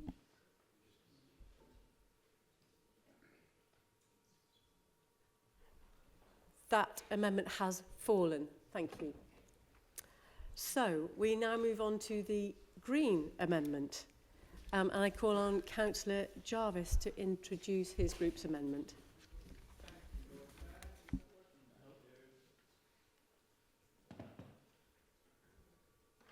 Take two. Yeah, wonderful. Thank you, Lord Mayor. So before beginning, having discussed with Councillor Turner earlier, my understanding is that the planned increase of charges on the concessionary rate for garden waste bins is no longer being proposed as part of the administration's budget, and therefore the lines of the amendment that pertain to that on the both on the savings and the additional spending side are not needed to be proposed as part of this amendment. Now, by starting, I would like to thank officers for their work on this year's budget. In particular, I want to echo Councillor Turner's comments and thank Nigel Kennedy in particular for steering the council through his final budget round. This council has been incredibly fortunate in having Nigel as our Chief Financial Officer in recent years, and his wisdom and dedication to this city and to this council's flourishing will be missed. I would especially like to thank officers for their work on this budget in the context of considerable uncertainty in local government, both in relation to the overall financial picture, but also against the backdrop of impending local government reorganisation. In light of that uncertainty, we are, as the Green Group, are not proposing drastic changes to the budget proposed by the administration. Instead, what we've sought to do is bring forward proposals which members across the council have indicated there is broad support for in various fora. These proposals primarily reflect recommendations made by this council's cross-party scrutiny functions and draw on the spirit of discussions we've held during full council debates on the local plan and on other items as well. So our amendment proposes to fund the following: the proactive management, installation, replacement and repair of the city's notice boards, something which the council's scrutiny committee supported. Investment in improvements for parks across the city and investment in new pocket parks to help improve the public realm, both of which we believe to have cross-party support, reflect conversations we've had in this chamber, both in discussions on the local plan and at other junctures. More support for community groups through increasing the budget for community grants, recognising the vital role that community groups play in our city. Now, in order to finance these, and I suspect this may be where the bulk of the discussion ends up taking place, we are proposing small reductions in some areas of spending, primarily those which were additions made between the consultation budget and the final budget presented to Council this evening. So our amendment would reduce the number of new neighbourhood wardens and remove additional verge cuttings. Alongside this, we're proposing to halve the charge on bulky waste collection rather than cutting it altogether. This, we think, would deliver a substantial part of the intention behind the changes to bulky waste collection charges without reducing the amount of revenue the council has at its disposal to spend on services. So, in sum, we believe these amendments, while small, would make a significant improvement to the budget and to the MTFS as proposed by the administration, and I would urge councillors to support them. Thank you. Councillor Powell to second. I'll reserve my right. Thank you. So, in that case, I will open it up to the floor. Who would like to speak on the Green Amendment? Councillor Taylor. Hi, yes. I was quite disappointed with this amendment, to be honest. In the North West Estate and in most of our working class estates in the city, once you get past the transport stuff, probably the top three issues is cost of living, crime, and especially ASB, and fly tipping and the state of our streets. And I think the cuts proposed especially ignore those concerns that come up a lot in our estates. It's a reduction of the neighbourhood wardens, but it's a massive reduction in the neighbourhood warden scheme. I don't understand why a 50% reduction of the bulky waste charge would really have any impact. I mean, it's the fact that there is a charge is the fact that is why most people refuse to pay it. It's not the scale. It's the fact that there is any charge whatsoever. And these cuts are proposed in order to fund notice boards and pocket parks, especially the two things I'm going to focus on there. Notice boards are important. We've had multiple amendments on them today, but with the combination of the stuff at the front and the combination of the stuff in the capital budget, it would spend 110 grand on notice boards in 1 year, the 2026 to 2027 budget year, which I think is massively excessive. And that 110 grand, instead of that, you could have the 80 grand for the two neighbourhood wardens that the Greens are proposing to cut out of the budget, and you could nearly get the entirety of the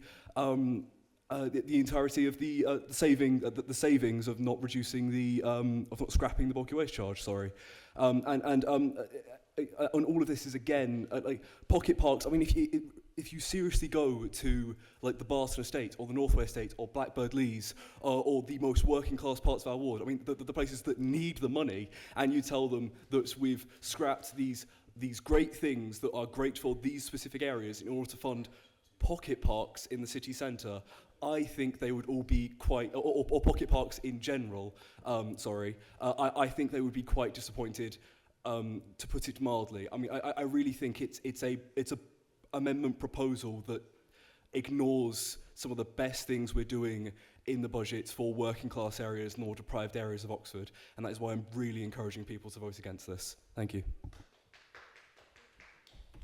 Councillor Tino. Yes, I must say the ideas to spend money are always welcome, and I would have said that to the Liberal Democrats as well. There's probably no ideas that are going to come up in this meeting that we wouldn't all like to see if we didn't have the money. But this meeting is about choices, about priorities, about where we spend the limited money that we have got. And I've come into politics because I am upset about social inequality, and I want to do all I can, and I want this council to do all it can to reduce those inequalities, and the choices in this budget amendment, I'm afraid, fall all on those on the lowest incomes who live in parts of our cities with the highest deprivation. Those are the areas most impacted by fly tipping.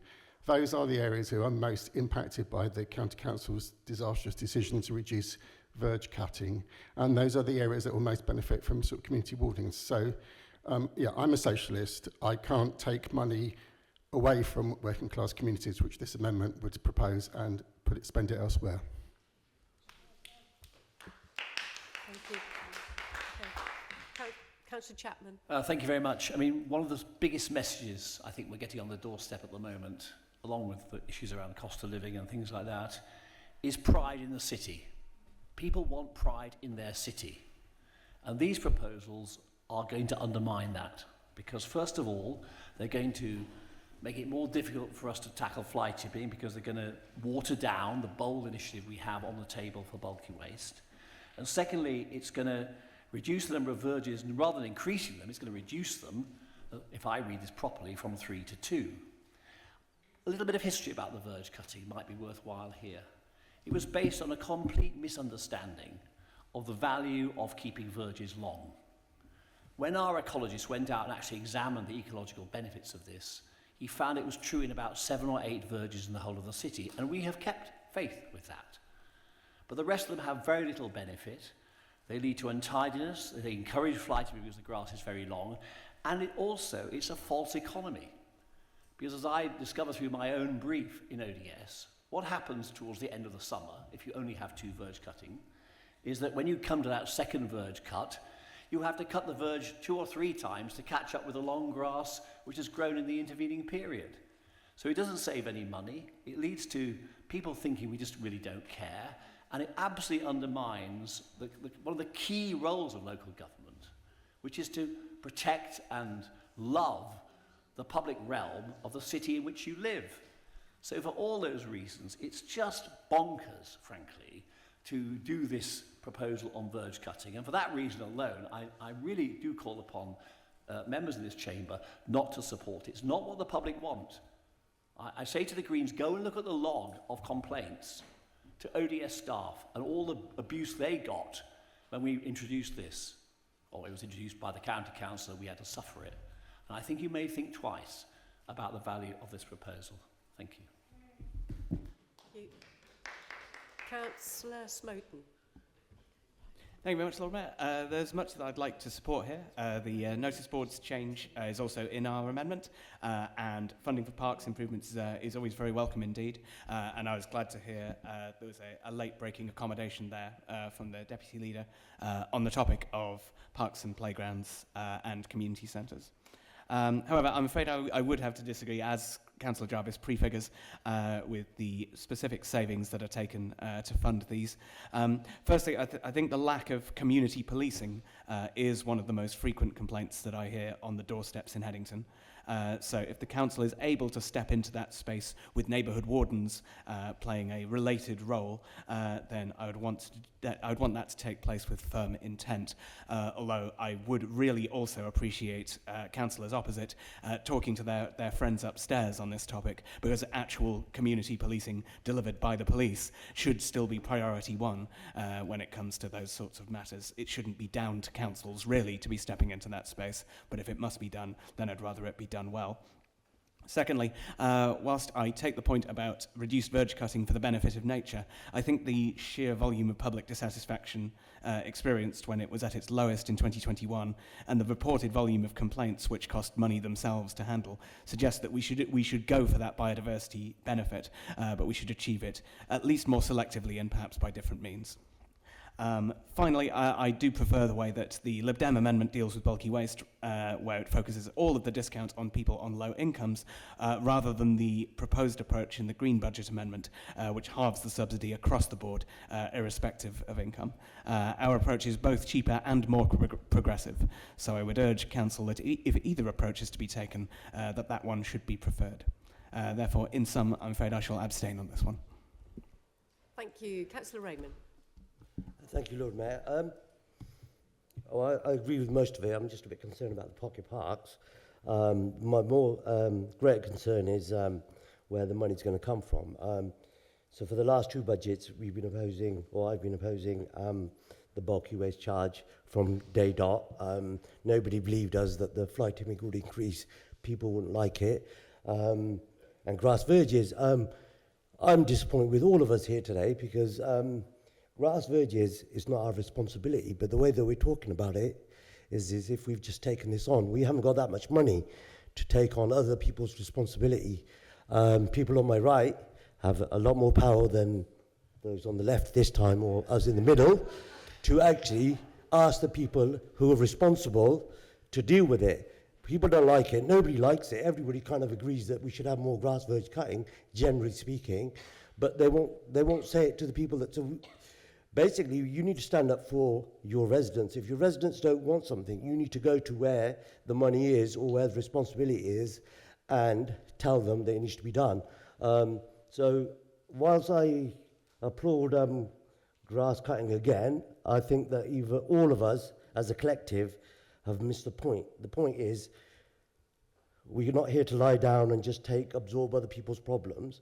We need to stand up for the residents and go back and say, listen, this is your job, you do it, because our residents don't want it. So I'm going to abstain from this budget amendment only because of the pocket parks and where the money is being taken from. Thank you. Councillor Miles. Thank you. So I think I'd like to speak in defence of pocket parks, actually, in these pop-up parks. Having lived in the Netherlands, I've seen a lot of these, and they work very well, and there you have a bit more of a classless society. So it's not all about class politics in pocket parks, as we're hearing tonight.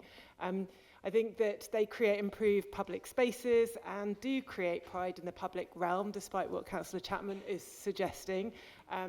So whatever background you're from, people want to take pride in the public spaces and have public space on the street to create community cohesion.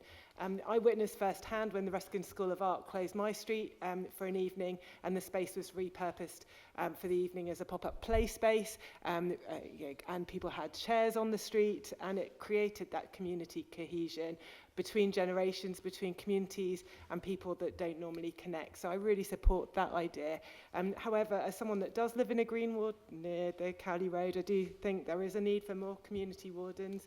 And so whilst there are many items that I support in the budget that you've put forward, some of these items of difference means I intend to abstain. But thank you for your excellent ideas on pop-up parks. Thank you. Thank you. Councillor Fairweather. Thank you, Lord Mayor.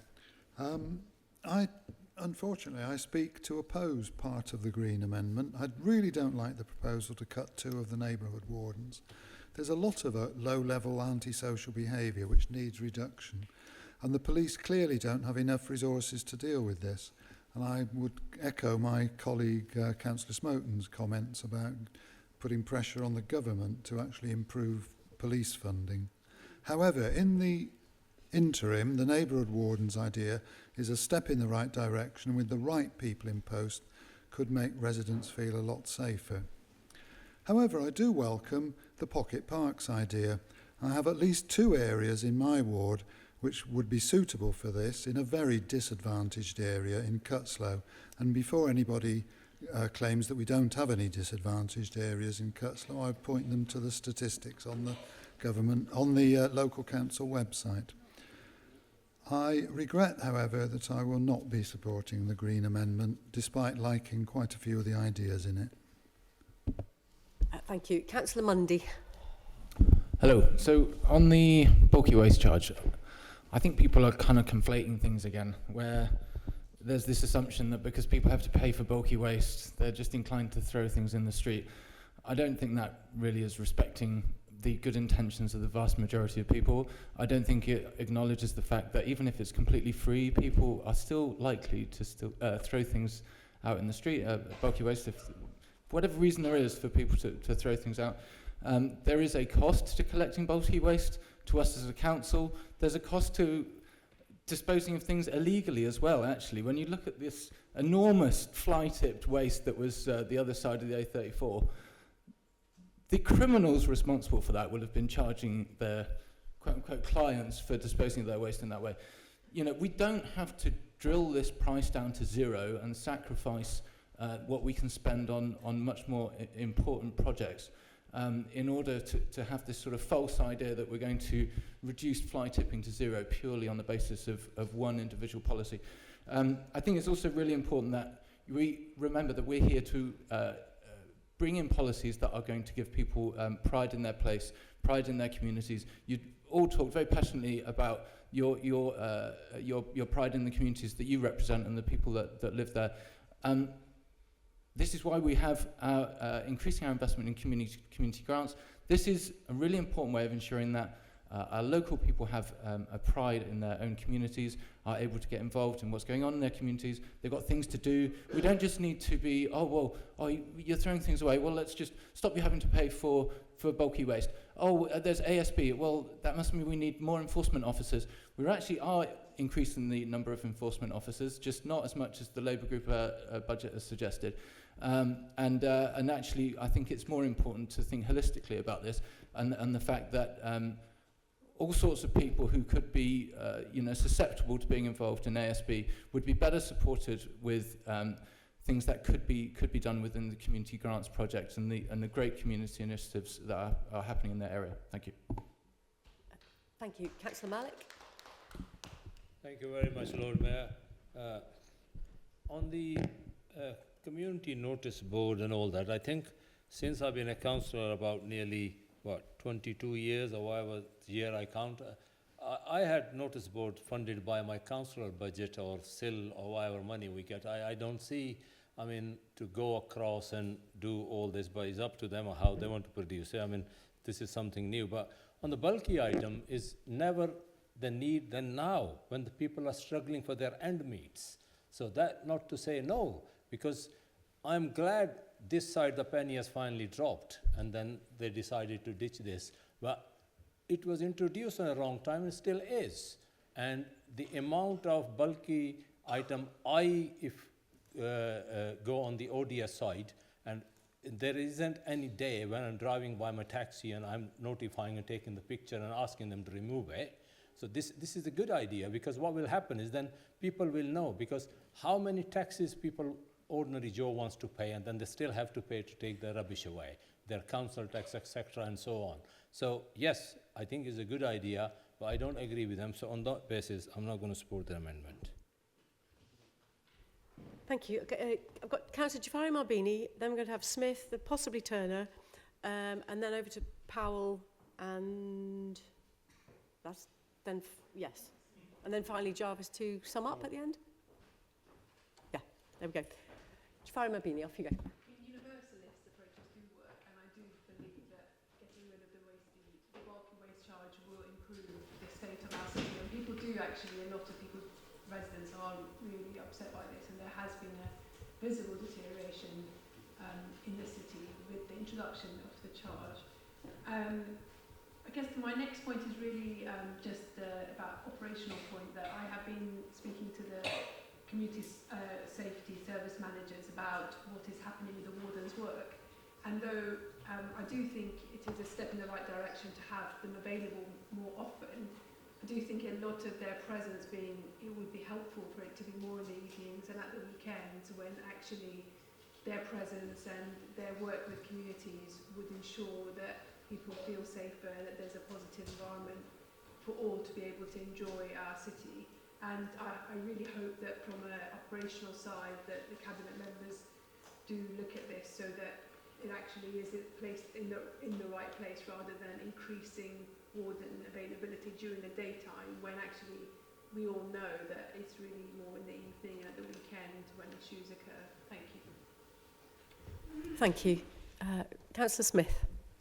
I just wanted to say something in response to what's been raised about the issue of community wardens versus extra police and police community support officers, particularly as I couldn't quite believe that it was coming from the Lib Dem benches when they were in government and with the Tories and inflicting austerity on this country. Neighbourhood policing in this country was wrecked, and we're having to rebuild from that now. And the Labour government has invested £200 million and is on track to, there'll be 3,000 extra police officers and police community support officers on the beat from next month. Every community has a named contactable officer now, and they're on track to put 13,000 extra police officers back on the streets by the end of this Parliament. So it's not a question of either or. They need to be working together. These new neighbourhood wardens, they'll be really appreciated in this city to, pick up the things like the antisocial behaviour, and yes, including directing young people into positive activities, things like the dog fouling, the littering, the fly tipping, the noise nuisance, those kind of issues which really blight people's lives, and allow these extra police officers and police community support officers to get on with their core job of fighting crime. Thank you. Councillor Turner.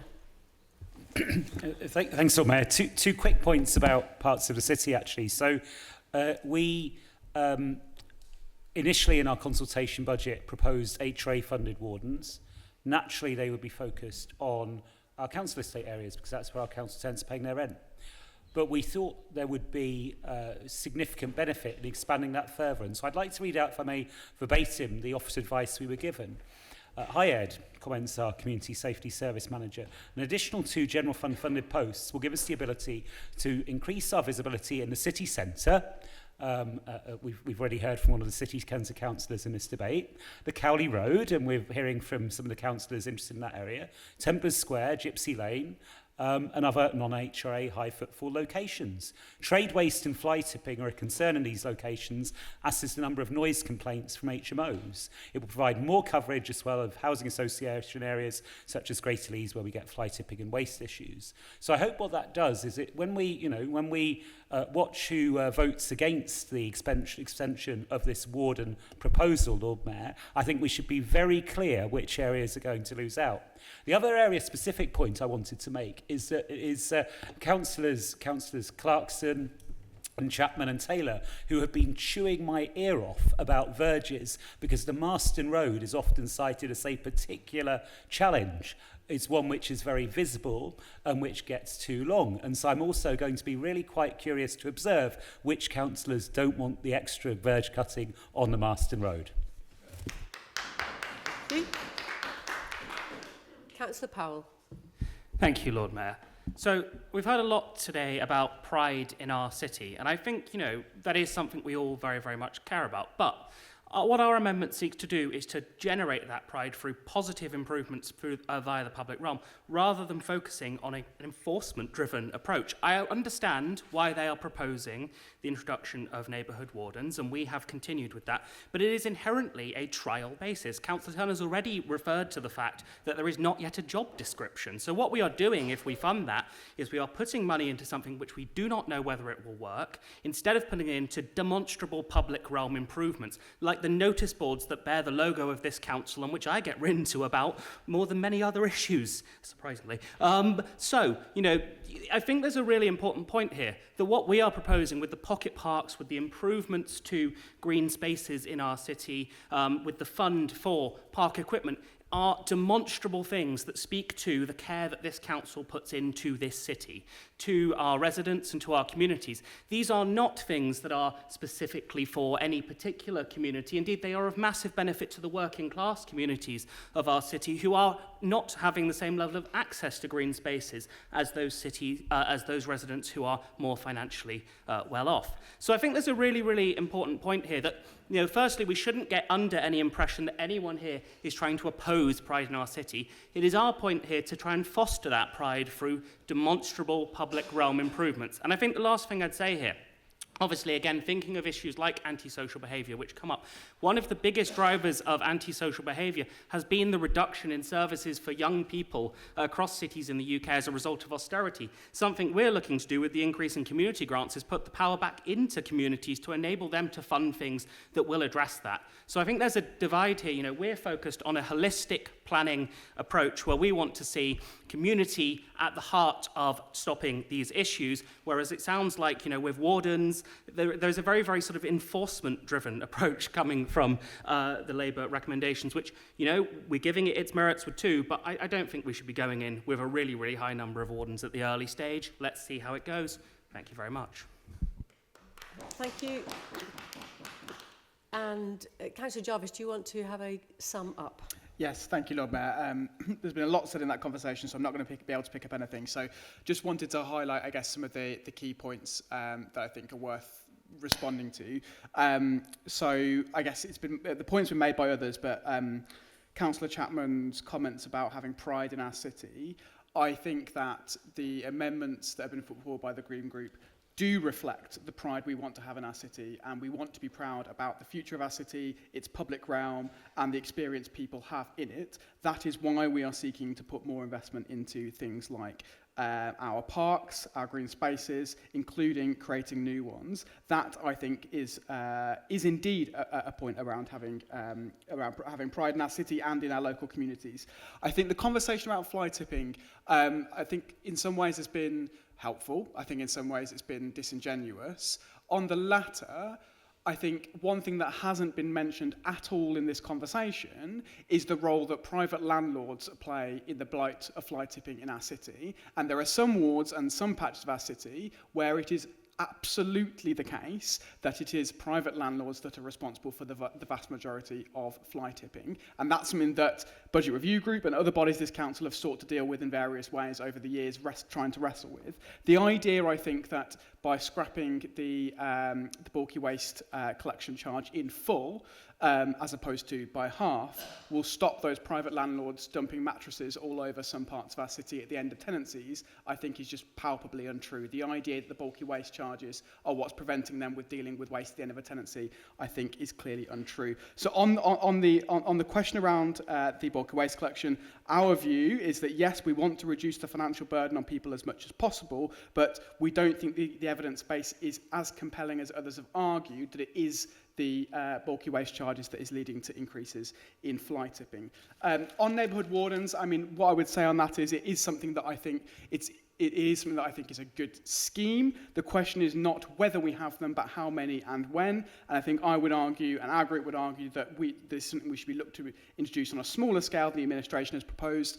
I guess what I would like to respond to what the Liberal Democrats actually have argued on this, because I actually don't think the answer to some of the issues that neighbourhood wardens are trying to address is more policing.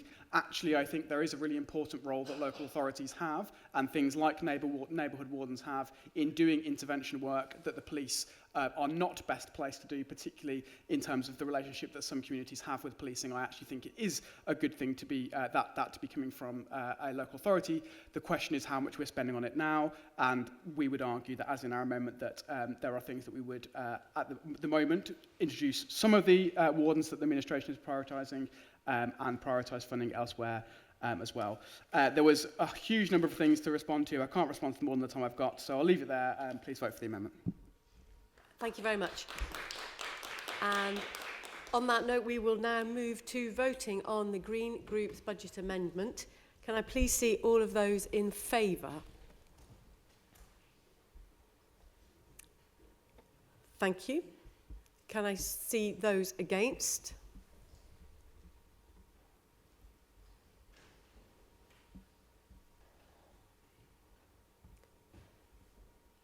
Thanks. And any abstentions?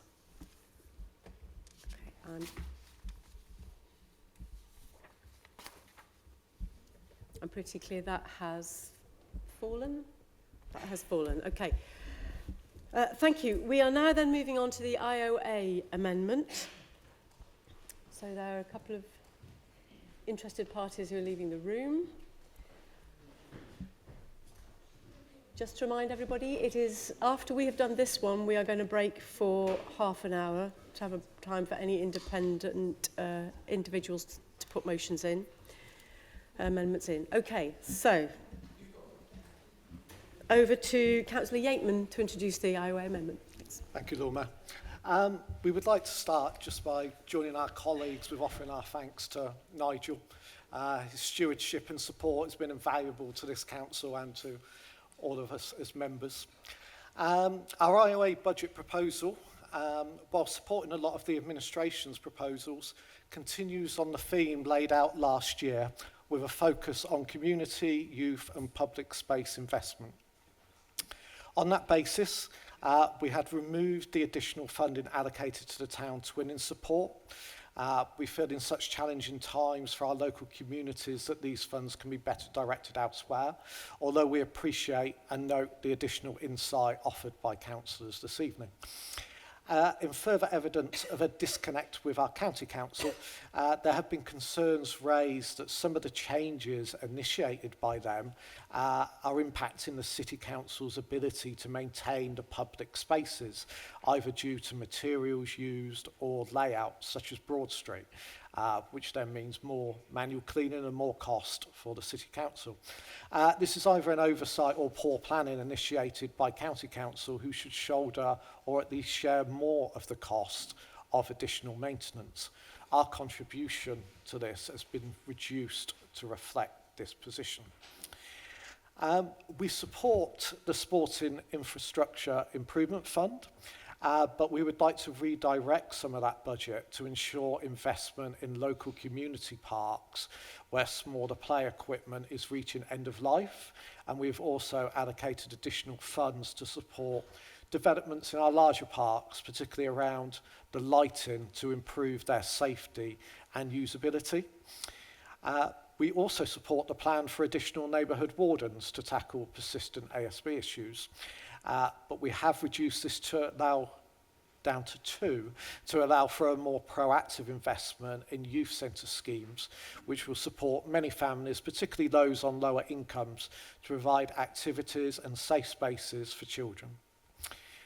We thank the earlier speaker, Paul Whiteman, from Causing a Scene, and it's a shame that we don't have the budget to support all the fantastic cultural events in Oxford. But we suggest that the nighttime economy of Oxford needs a far broader strategic review. It's currently in pretty poor health, and as part of that review, the provision of live music in the city should be an integral part.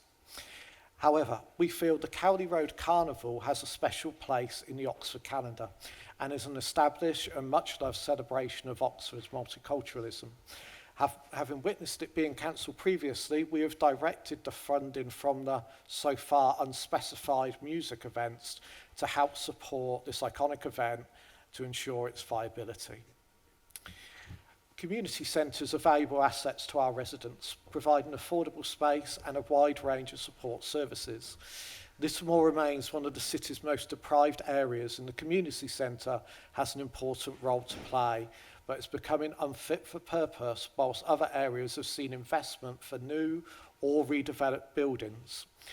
Budget has been allocated to make it more energy efficient, sustainable for the future, alongside improvements to toilet and kitchen facilities to meet residents' needs. Committing budget allocation now will deliver a notice of intent to residents, ensure that the funding is in place for when it's needed, and enable trustees to explore options to secure further investment and grants. Please support the IOA amendments. Thank you. Thank you, Councillor Yateman. Councillor Harley, do you want to speak now? I'd like to reserve my right to speak, Lord Mayor. Thank you. Splendid. Okay, so we can now open up the floor to debate. Who would like to speak? Councillor Smoten. Thank you very much, Lord Mayor. Same sort of situation as the Green Amendment, as far as I'm concerned, that there are things in there that I'd like to support, particularly park improvement and youth centres. However, also like the Green Amendment, this would be achieved by denting the neighbourhood warden scheme, which I would like to see delivered at full strength. I also wouldn't like to see funding drawn out of public realm maintenance, which in my view needs more, not less attention. There's also funding draws in there which are mutually incompatible with our own amendment, which I appreciate has fallen at this point, but I surely would not expect council to let the administration get away with their budget entirely unamended, so I would hope to be able to advance lines from that later on in the day. Thank you. Councillor Taylor? Yes, so as with the Lib Dem amendment, this one is quite slim, and so I was tempted to not speak on it, as I didn't do with the Lib Dem amendment, but it proposes scrapping the live music event support, which is something that I've worked very, very hard to get in there, and reallocating that money to the Cowley Road Carnival. Now, through my champion role, I've met with several of the trustees of the Cowley Road Carnival, and behind the scenes, the council is doing a hell of a lot to support the Cowley Road Carnival in getting going again. And this includes applying for a large amount of funds from national bodies, including the Arts Council. There is a funding, a plan in there to get that going again, and to support the carnival, becoming a regular part of the city's culture again. In proposing these funds here, I feel like the IOA have clearly not spoken to any of the people involved in the Cowley Road Carnival about whether or not they actually need this money, and if this was a good idea. And I feel like if this was a genuine proposal and not just leaflet fodder, then you'd surely speak to someone before you offer them tens of thousands of pounds. And as we have that plan in place to get funding from national bodies for the Cowley Road Carnival, in scrapping the live music event support and then moving that money to the Cowley Road Carnival, as we're getting money for the Cowley Road Carnival likely from elsewhere, that would then be a net cut in culture and events and music for the City of Oxford. And so for that reason, I'm asking people to oppose. Thank you. Councillor Raymond. Thank you, Lord Mayor. I wasn't going to speak on this either until Councillor Taylor did. For The Cowley Road Carnival.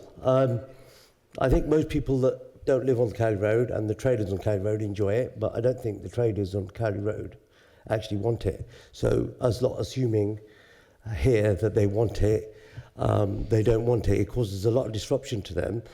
Maybe it's not as enjoyable for the residents of Oxford, but the traders on Cowley Road certainly don't want it. I worked on it for a couple of years, a few years back.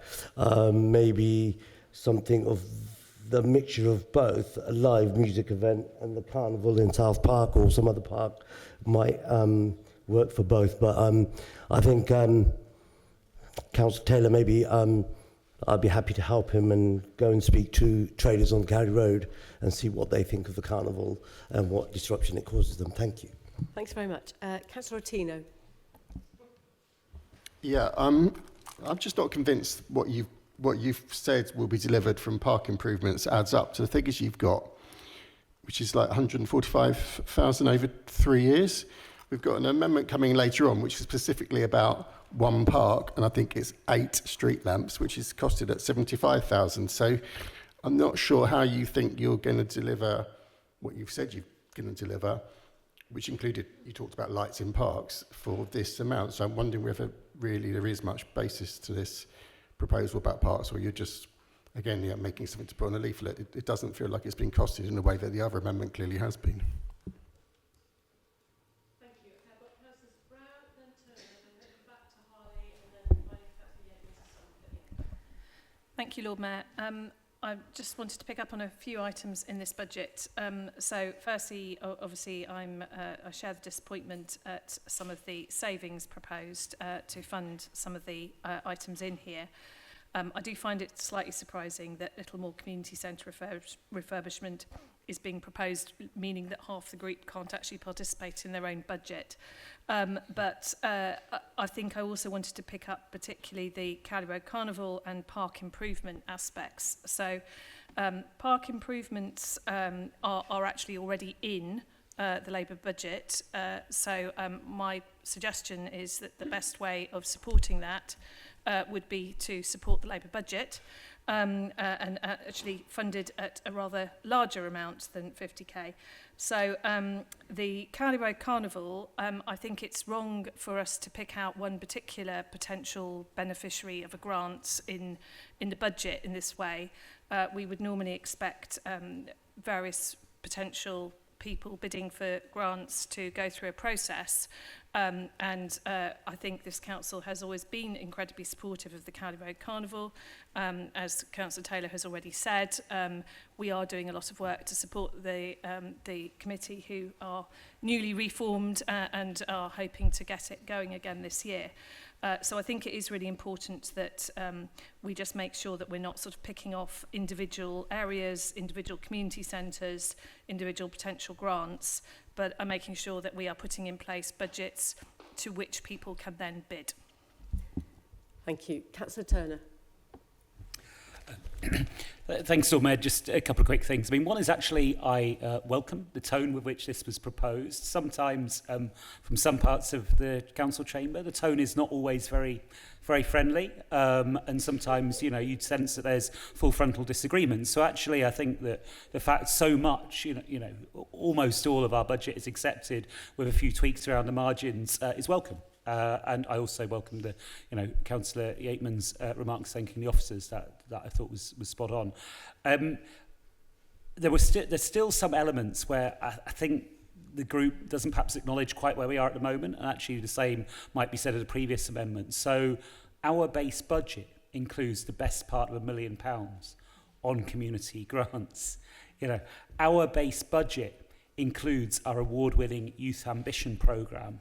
Our base budget includes funding for our brilliant network of community centres, and on top of that, as Susan just explained, we're topping that up as well. And so many of the things which are mentioned here are things that we believe in so strongly that they've been a key part of what this council has been doing. And of course we're always looking for ways to do more, of course we are, and that's why we're putting forward some of the extra money, reflecting the extra money that we've got from the government. So don't agree with the way this is being funded, not expecting to support it. But perhaps, just perhaps, we're starting to get a little bit of appreciation for some of the work that this council's been doing in recent times from the group which is proposing this amendment. And I really thank them for it. Thank you. Councillor Harley. Thank you to everyone who has spoken, particularly Councillor Smoten, who would like to support our budget but not at the expense of wardens, and to Councillor Turner, who likes the tone of our approval, even if he thinks that we have not appreciated the full figures. I would like to say that one of the aspects that we're most keen on is the safety of women in parks in the evenings, which is why we've tried to allocate some of our budget towards extra lighting. And in winter evenings, it gets dark around about 3:30 p.m. And it's quite difficult. We have school children walking through the parks at that time of day. We have women, we have people walking their dogs all through the evening. And we would like a lot more investment in park lighting in particular to make places safe for women, for everybody, once it gets dark, winter nights included. As far as the Cowley Road Carnival is concerned, we obviously have conflicting opinions amongst the councils as to whether it's a good or bad idea. We would like to support the Cowley Road Carnival because funding from other sources is not guaranteed, as we have been told this evening. We're sorry that Councillor Brown is disappointed at some of our savings. We realise that these are challenging times, and we've tried to provide a balance between where we're making small savings and where we'd like to make the investments. That's all I'm going to say to address everybody's concerns. Again, I'd like to add my thanks to Nigel Kennedy and to wish him a happy retirement, a long and happy retirement. And I would like to just say, please support our amendment today. Thank you. Thanks. And finally, Councillor Yateman to sum up, reply, etc. I'll just echo what Councillor Hardy has said. I think the reason for adding specifics in terms of some of those items is to secure that funding. As we say, the Cowley Road Carnival funding has failed before. It's to name that and secure that in the same way as Littlemore Community Centre is named specifically in terms of securing that for that facility. So yes, please support the amendment. Thank you. Thank you. Right, we are now possibly having a point of order.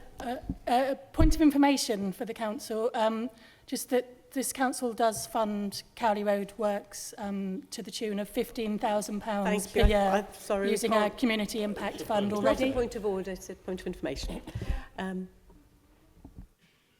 Really? Yes, go on. It's just mainly to ask when I will be able to present my amendments. I assume they won't be after the break. Sorry, yes, I did announce at the start that we'd have the major group budget amendments first, then the 30-minute break when there'll be a chance for any other individual amendments to be put, and then after that, yours will be the first two taken after that half-an-hour break. So, for the moment, we're now moving on to the IOA group budget amendment. Can I see all those in favour of the IOA group budget amendment? Thank you. All of those against? And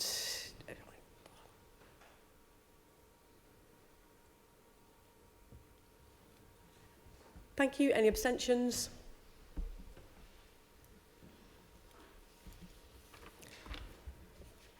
Thank you. That one clearly falls.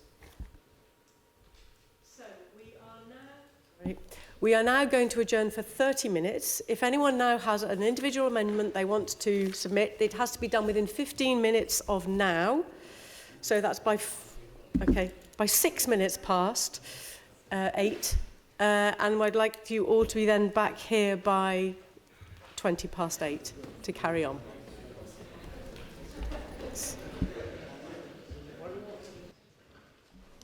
Right, we're going to start the meeting by, I'm going to propose that we extend it by up to 1 hour. Up to, it's in your hands if we can keep it, and I will be quite firm in the chairing. If I think people are repeating themselves, I will cut you off.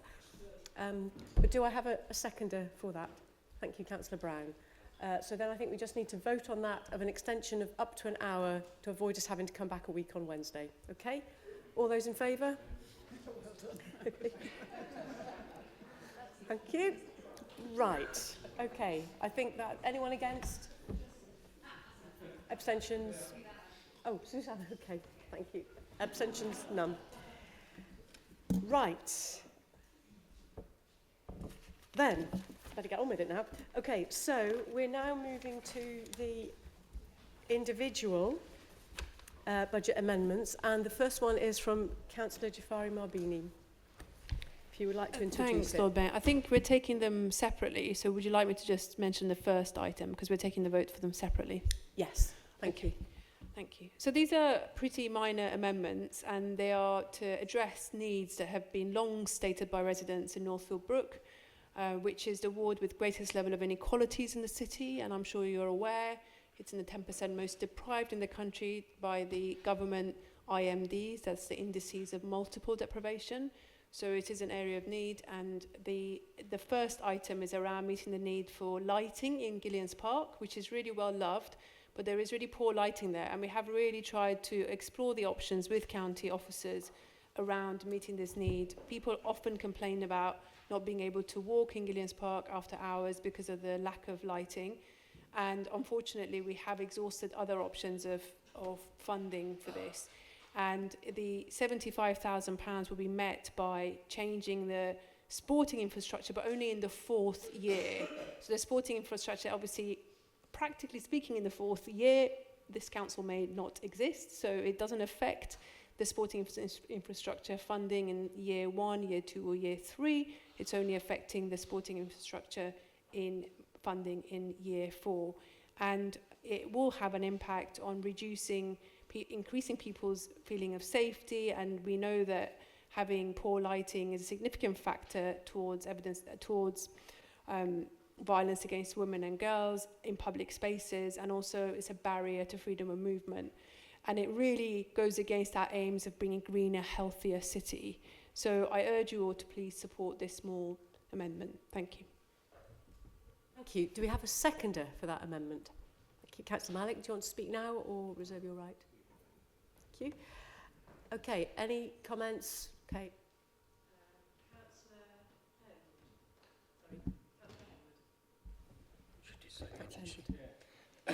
Thank you, Chair. So this does mirror something that the IOA are trying to achieve in our parks or in the parks in Oxford. We absolutely want to support this motion. Not only does it make people safer, feel safer, it also extends the life of the park as well, meaning that it can be used for longer times during the winter months. And we want all our users to benefit from our parks and our public services. So I will be supporting this motion. Thank you, Chair. Thank you very much. Councillor Smoten. Thank you, Chair. I regret I'm going to have to oppose it for a technical reason, and that is that my own amendment that's shortly to come up would be, sorry, no, I've said that wrong, because the group amendment that we advanced earlier in the day would be mutually incompatible with it in terms of where it draws its funding from. And since the Labour group is a minority, I would expect them to be compelled to make a deal of some variety. And so I still rather hope that they might be dragged to the negotiating table. So for that reason, I'm afraid I can't support the individual amendment. Thank you. Councillor Turner. Thanks, Mayor. Hosni and I spoke earlier, and I think there is agreement around the Chamber with the aim which it wants to do, installing lights in Gillian's Park. Want to do it, want to see it happen as quickly as possible, want to see it happen in the next council year. Total agreement, totally together. The issue is just, if you like, it's a technical one, but a completely different technical one to the one Chris was just mentioning. Which is that we try not to put things, particularly capital projects, in when they've not yet been worked up, because then sometimes we don't deliver them, and then I get, quite rightly, challenging questions, including from benches opposite, about why we're massively underspending our capital programme. And generally when you put stuff in which hasn't been completely worked through, which doesn't have the business case behind it, then that isn't wise. So what I suggested in our initial budget is, Hosnia totally agree. We will want to see the lights on in Gillian's Park. We'll put it on a capital project pipeline, which means in a queue of things which are ready to go. Once the business case is there, we'll then get all of the technical details worked out. So we'll make sure that we can connect it to the right lighting network. Councillor Henwood caught a word with me earlier and said, why don't you do solar lights? I mean, I don't know. I can barely change a light bulb. I'm that useless, right? But, you know, I know we have people who will be able to describe the lighting, you know, describe how to put together the scheme, make it work. Then we'll make sure we've got the right funding in place.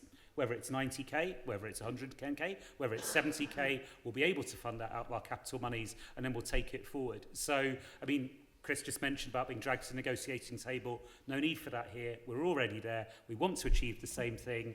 Our proposal is already, this is in the pipeline, and I hope people will be able to take us our word on that. Thank you. Councillor Malik, do you want to quick reply to that? Oh, sorry, Councillor Ottino, hadn't seen. Yeah, this is much needed in this park, as there are lights needed on other paths in Northfield Brook Ward and probably other parts of the city. I think the challenge that has come up before is that this particular path is not adopted as part of the highway. There are lights on some paths in Gillian's Park, and they are lights that are part of the County Council network.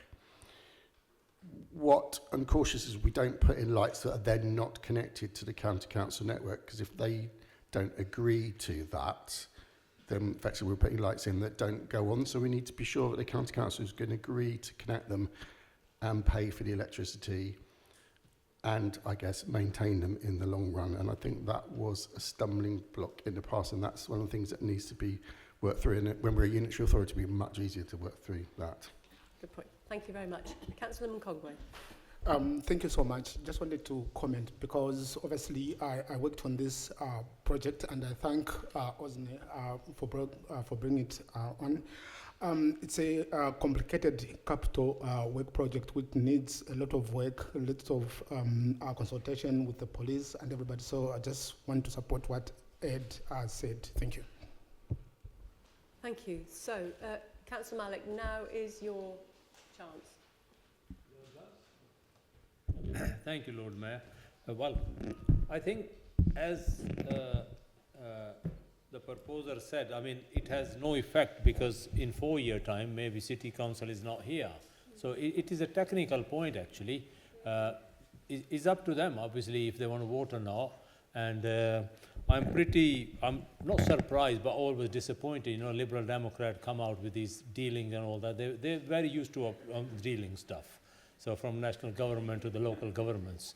But this is nothing new. But when you look at it, it's been marked up in the 4th year where we may not be here. So obviously it's up to the Labour side of the group where they agree is required on the technical basis. So it's not money you're going to take from current main budget, what you're saying is capital budget and it's going to affect anything. 4th year, this City Council will not exist if everything going into the plan. So please think about it. If you do care about Northfield Brook, and if you care about people's safety, I used to live across the road Gillian's Way because I used to walk through. It is dark, pitch dark, so it's not good. I mean, then they all agree equally because then obviously antisocial behavior, drug dealing, I have seen many things because I literally live, I have to walk around this corner and the other corner, Andrew Smith used to live over there. So, you know, so it is required. So why don't we basically do the wiser thing? I mean, yes, you are the administration, maybe in minority, but is there to support. Thank you. Because you represent, people will also get benefit. Thanks very much. Councillor Jafari Marbini, if you'd like to sum up. Yes, thank you for the comments and to those who are supporting. I mean, the technical reason from the Lib Dems, reading the room, I suspect that you won't be passing there, so I would urge you to try and support this because I do know that you care about the issues of women's safety in parks. And from Ed's points about the this needs working up, we have actually had quite a long time to work this up. We had a meeting with county officers, and this was before Labour lost its majority on the council, so we're talking over 2 years ago. We met with county officers and the city council officers around the same issue, and this was discussed at length. So there has been plenty of opportunity, but because there was never any funding that was allocated to it, there was not time given for it to be developed. So we need the money in order for it to happen, and it has been actually talked about for a significant amount of time, and residents are very tired of waiting for this to happen, and it is an issue that they really, really care about. And it's interesting that another comment from Simon is around the fact that it's not worked up adequately, but the sporting fund that's not specified or worked up in the 4th year when this council will not actually exist is what it's coming from. So I think it's a bit more worked up than that. So I urge you to please support it. Thank you. Thank you. So we will move straight to the vote on this budget amendment. Can I see all those in favour of this budget amendment? Thank you. Can I see all those against this budget amendment?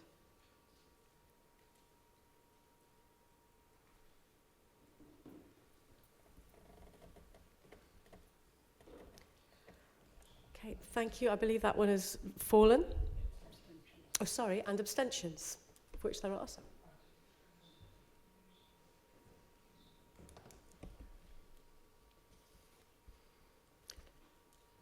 Thank you. That amendment has fallen. Councillor Jafari Marbini, would you like to propose your second one? Yes, sorry. Sorry, and just to say, we had apparently discussed earlier that on these individual amendments, the amendment should be taken as read, and the proposer and seconder should only speak briefly. Okay. Thanks. The proposal is it's a very minor amendment that talks about there is a need for residents who have been affected by the fact that there is one of the parks in a very small square in Northfield Brook has very old and very, very rattly, I'm talking very extreme rattling and noisy fence. And in order for the playground to become more functional, the whole thing needs moving around and digging up. So it's actually a replacement rather than a repair, which is what it says in my attachment note. And again, the funding for it would come from the 4th year budget for the sporting infrastructure. So again, something that's non-specified in a 4th year when the council will not be sitting. So I urge you to support it. Thank you. And thank you for keeping that brief. Do we have a seconder? Do you want to speak now? Okay, then we are going to just take one speaker from each group, if you would like to speak on this. So I've got Councillor Railton, Smoton, and we'll see. Can I just have a point of clarification first? So yeah, as you say, Hosnia, the briefing note sort of mentions like repair of the fence. The actual spreadsheet says replacement of all-weather kickabout pitch on Kingfisher Green. Can we have a bit of clarification what it actually, like the actual detail of what this actually is, if that's okay? Is that all right? Yeah, sure. Anna, you were involved in some of the email chains around it, so actually the fence cannot be repaired as it is at the moment. There are other fences available in other parts of the city that do not make this horrific noise, that are much more usable, but it cannot be repaired in the state it is in at the moment, so it will need to be replaced completely, and the pitch will probably need to be resited in order to allow that. Go ahead. Can I then speak on that? Okay, so if we're talking about essentially taking down and replacing and moving a mugger, that is more than 25k. And also, the fencing that is around this mugger is basically entirely standard for all of the muggers we have in the city. I think what's being asked for here is essentially a quiet yet robust sort of fence that doesn't make a noise when you kick a football against it, and unfortunately it sort of doesn't really exist, I'm afraid. So officers have done their sort of like done their due diligence on this. They've been down, they've like put washers on it, they've tightened it up to to reduce the vibration as much as possible. But for this reason, can't support it. Thank you. Thank you, Councillor Smoton. Thank you, Lord Mayor. Same situation as the previous one, but I should actually add that there's a one-line amendment which we're about to debate, which would increase the size of the Parks and Community Centres Fund that Ed Turner self-amended earlier on today. So were that line to pass, then I hope these projects might be one of those that can draw from that. Thanks. Anyone from any other group want to speak before we go to Councillor Malik? No, good. Councillor Malik? Thank you, Lord Mayor. Then again, is all about the technicalities. I mean, again, the money is not being affected in the capital budget. It's coming from the fourth year, so there's no effect. And the point Councillor Smorton make, it can be picked up. But if the money is there, then it can be get done. But what Councillor Turner is later proposing, there's many parks in the city who needs the repair. I don't think so that money will be long enough to go along. So I would urge you to support this amendment. Thank you. Councillor Turner, do you want to respond? No. Thank you. Then to Councillor Jafari Marbini to sum up. So on Anna's point, can you hear me? On Anna's points, it's actually what Anna said in her statement was actually incorrect. So it is not the only fence available. I'm sure if you've all been to it's not a mugger. It's a much smaller than what would be called a mugger. It's just a fencing around a mini football pitch. And there are lots of different fencings around the city, for example, in Wood Farm. And the officers have actually given us a statement about the options that are available of how to address the situation. So Anna's statements were unfortunately incorrect. So I would urge you all to please support this very small amendment that would meet the residents' needs. Thank you. Thank you. We will move to a vote on it then. Can I see all those in favour of this budget amendment?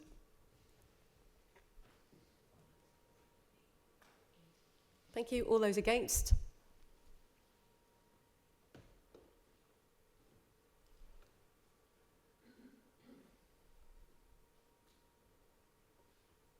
Thanks. And any abstentions?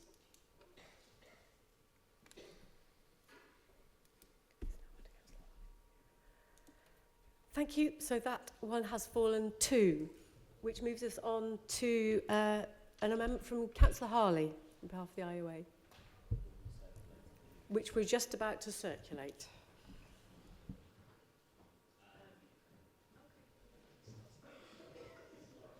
Councillor Harley, would you like to start speaking on it, please, while it's being circulated? Yes, I need to have the precise details to give the precise details, but the gist of it is it's following on from Councillor Jafari Marbini's request, and that's an amendment to allow for a feasibility study on adding lighting to Cowley Marsh Park. About 3 years ago, many of the pathways were either improved or increased so that it could become part of the National Cycle Network, but no lighting was included. The pathways were improved, but the lights were not there. And I did ask last year if we could have some lights put in and was told there was no money for it. So what I would like is to have an officer do a feasibility study on how many lights, where they're going to be, what the costings are, because the centre of the park is completely dark. There are no lights there at all. And as I mentioned earlier, in the winter months, it's dark from about 3:30. So pedestrians and cyclists alike are working their way through the park in the dark. It's used by many school children on their way home. It's used by many dog walkers. It's used by many cyclists. And this park in particular would benefit from additional lighting along these new improved pathways where there is no lighting at all. And that's what my request is for. Thank you very much, Councillor Harley. Do you have a seconder? Would you like to speak now, Councillor Aikman, or later? I'll wait, thank you. Thank you. Okay, so we're going to take one speaker from each. Sorry, Lord Mayor, I haven't actually got sight of this amendment yet. Okay. So can we just have a pause while we We'll have a pause for a second. Okay.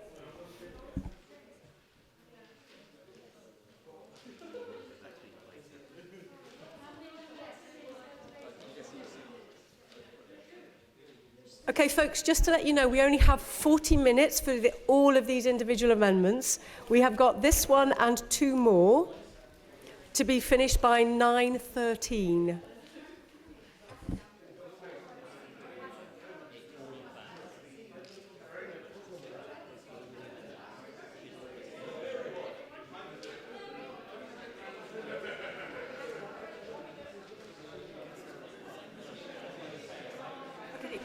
Please concentrate, everyone. Read the amendment. Lord Mayor. Absolutely, yeah. Yeah, I haven't got it. Okay, and decide on which one person from your group is going to speak. Point of order, Lord Mayor. I think we're circulating the wrong amendment. think we're circulating all of the amendments together. So hopefully the right one will come along.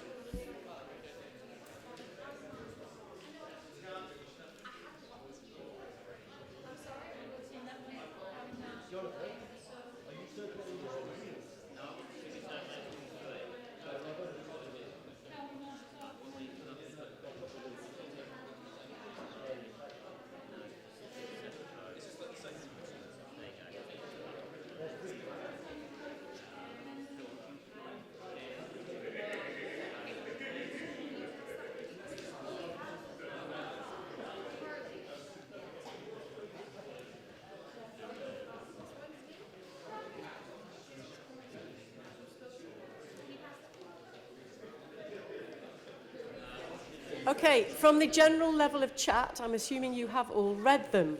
So,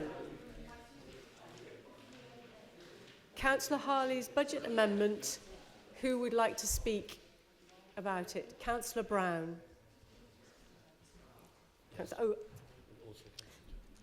Go ahead, Councillor Brown. Thank you very much, Lord Mayor. So I'm actually a bit concerned about this,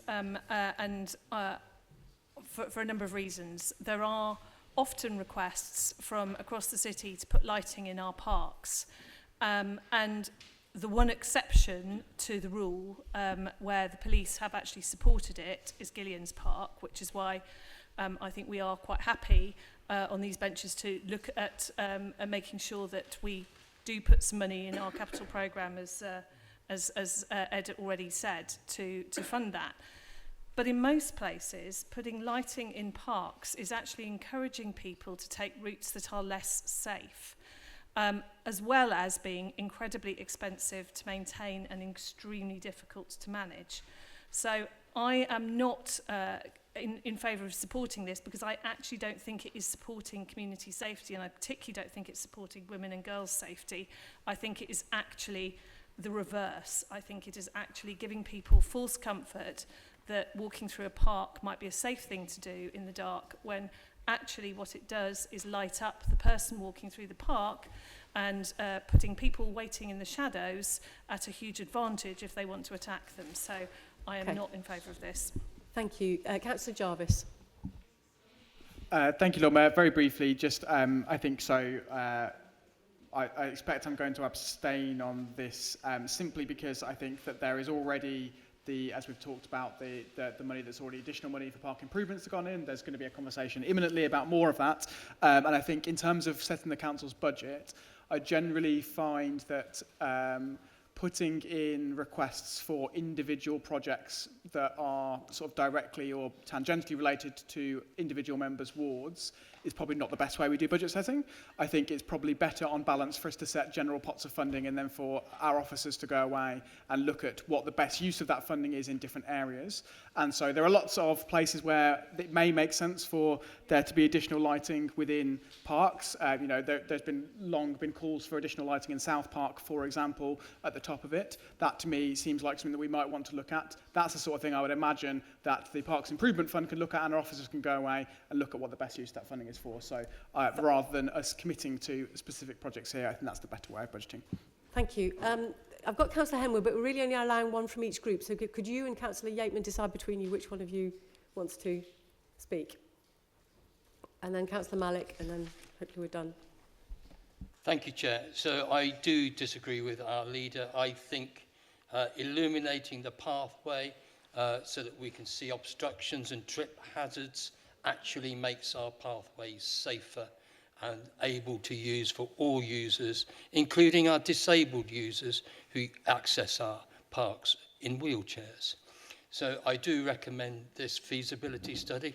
It is a study, it's not a recommendation for specific lighting yet. It depends upon the outcome of a study. I do disagree with Councillor Jarvis. I think the Constitution does permit us to bring up specific projects, and I think that's exactly what the Constitution also embraces. So in the spirit of health and safety and protecting our public and extending the life of our parks, I will be supporting this amendment. Thank you, Chair. Thank you. Councillor Malik, briefly if you can. Thank you very much. I'll brief as possible, yeah. Well, this cycle path was put through Marsh Park. I mean, it's a main route, and the connectivity from all the way goes to all the other side of Donington. And recently, I done a visit with a living street gentleman where two cyclists end up in a ditch. Obviously, they end up in a ditch in the daytime, but equally, we could not put the lighting on the other side. But this is a dark avenue, and if you guys especially speak on this right side, do support active, healthy living and want people to cycle, then obviously you want people to have a lit route to cycle instead of going in a dark. So for that reason, please do support that. It is important, and then we can go to the other partners to see how we can implement it. Thank you. Councillor Turner, I'm guessing you don't want to weigh in, no. So Councillor Harley, would you like to quickly sum up? I would first of all recommend you to approve this amendment. I would respectfully disagree with Councillor Brown for the reasons that Councillor Henwood has given, that it is much better to have an illuminated park. People do use it at night in the dark. School children, dog walkers, all sorts of people from all sorts of backgrounds. I would agree with Councillor Malik. It is a through route. It is part of the national cycle route now that it's had its improved pathways. And we need to have the lighting to avoid accidents. And again, I would disagree with Councillor Jarvis respectfully. It is used by people from many wards. So although it's a specific park in a specific ward, it benefits many individuals from all over the city. And I would ask you to support this amendment. Thank you. Thank you very much. So we will move straight to a vote on this. Can I see all those in favour of this IOA budget amendment? Thank you. All those against?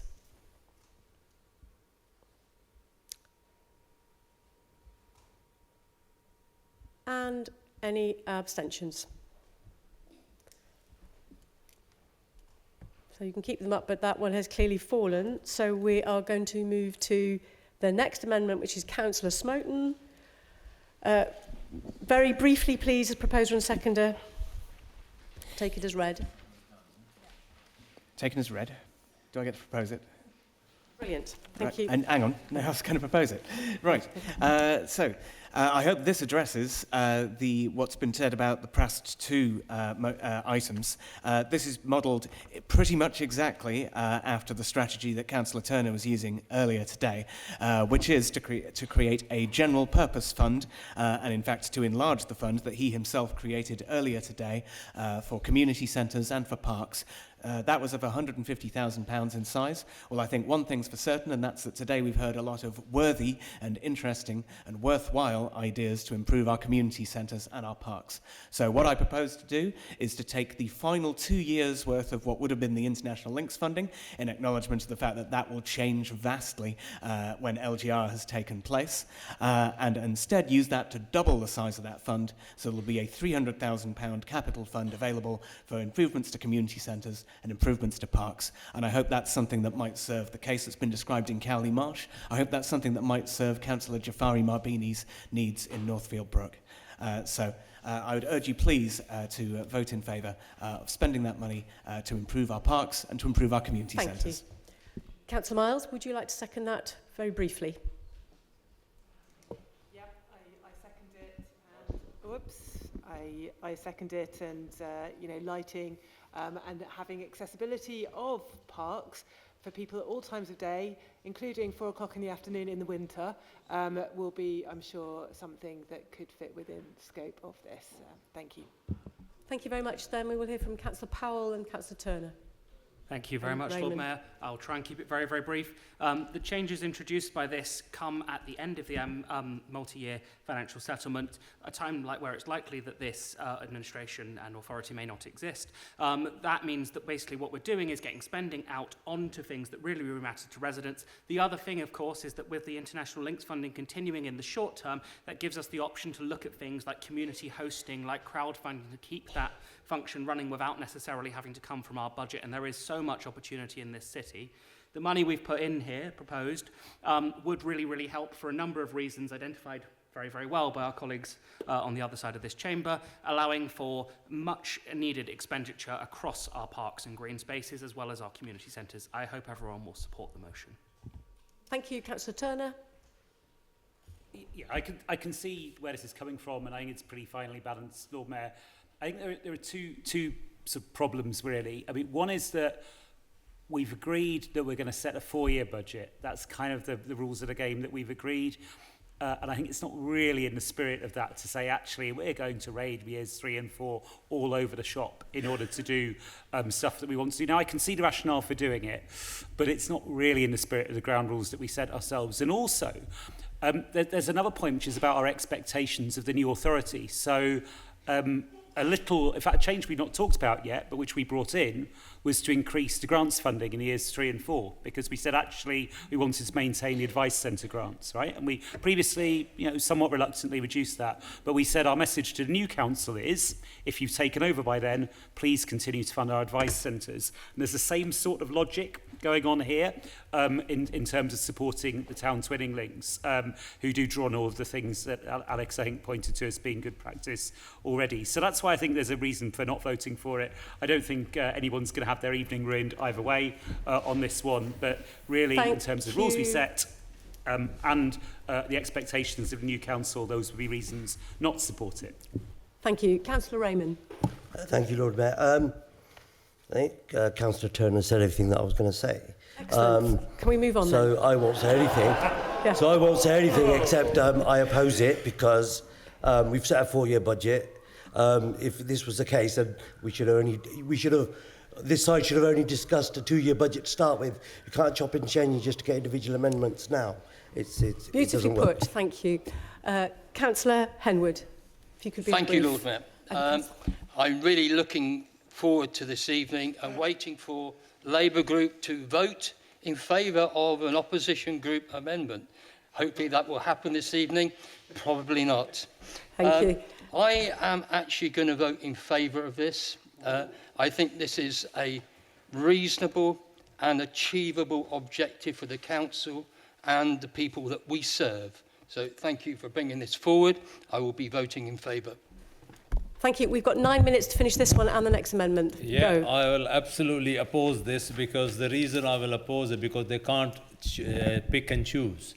It is the technical point. They're trying to cut one thing and for the another when it suits them. So we will oppose it. Thank you very much. Okay, Councillor Smoten, quick sum up.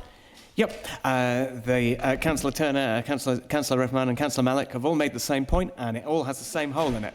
And that is that when it comes to advice centres, they're still going to exist. They're still going to need the same money. Their situation will be largely unchanged. When it comes to international links, well, I mean, there's 2 cases in 3 where this council has turned into a town council at that time. And the international links are Oxford City specific. So in the event that we're in a 1 Oxfordshire situation or that we're in a 2 council situation, those links will be very Oxford specific. They will be a matter for what will then be presumably the town council, or it may be allowed to use the style city council, but that will change massively under those circumstances. For that reason, the 2 things are different. Please support this amendment to use money which is very likely not to be required at that time, and to instead invest it today in improvements to our parks and improvements to our community centres. Thank you. Can I see all those in favour then of this budget amendment?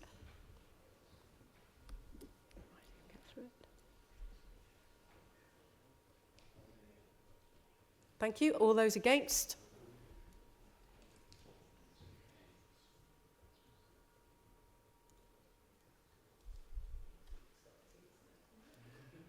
Any abstentions? 1. Oh. So that one has fallen. Thank you. And now on to the last amendment, Councillor Jarvis. Sorry, that one fell. It wouldn't be a budget council without talking about the number plate. So the final individual amendment does relate to the number plates. It's very straightforward, very simple. What we're proposing here is simply to use some of the proceeds of the sale of the number plate, not on bringing down borrowing costs, but instead on investing in pocket parks, which obviously has been a hot topic of discussion earlier in the evening. I won't speak anymore because I think we've got 6 minutes left, and I'll take anything at the end. Brilliant. Thank you. Seconder? I'll reserve my rights, Right. but be brief. Thank you. Anyone to speak? Councillor Miles? Yeah, I support this. I think, what was it, 78% of people who were surveyed supported the sale of the number plate. And I think they want to see something tangible in return, not just reduced borrowing costs. Thanks. Thank you. Councillor Malik? Absolutely Raymond not, and Lord Melton. Mayor. We should oppose this. We are very proud old city, and this is recognition of our Lord Mayor anywhere he and she goes. So we should keep it. Excellent point. Thank you very much. Councillor Raymond, then Rail. Since when have we started taking surveys into consideration? Brilliant. Councillor Elton? So I've been informed that the Greens opposed pocket park stuff in the county budget, which I find generally quite odd in this situation. I also would just say, I mean, genuinely, I would prefer that investment went into our existing parks, into maintaining our existing into maintaining our existing parks, into improving our existing parks, rather than putting in sort of new stuff that we don't have the budget to maintain, quite frankly, you know, especially if it's, you know, the sort of like little mini on-street ones, which are, you know, quite fashionable during COVID. Like, I just don't think it's where we're at. I'd much rather see that money going towards our existing stuff. Thank you. So I think we're then going to... Sorry, was Councillor Henwood, did you have your hand up? Yeah. Okay, go. Thank you, Chair. So, the pocket parks, unfortunately, I won't be voting for this. I think actually it's more in line with a county budget as opposed to a city council budget. And I would rather redirect the money towards our existing smaller parks where much of the equipment is now out of life or nearing the end of its life, and it does need replacing before we venture into new areas. Thank you, Chair. Thank you. Now to Councillor Powell, second.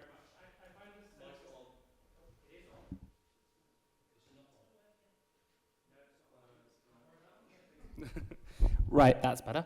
I find it quite strange to say we should invest in our existing parks when the Labour group just voted against a motion that would have enabled them to invest in our existing parks.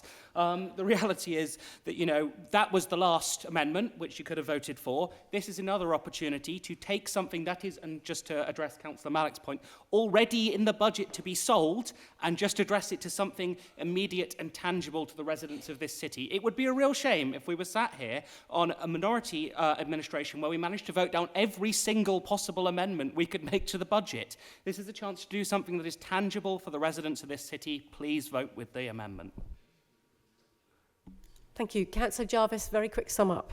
In the interest of time, I will not.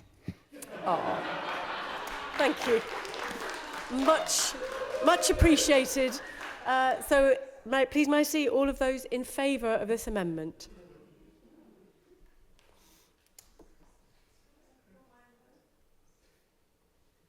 Thank you. And all those against?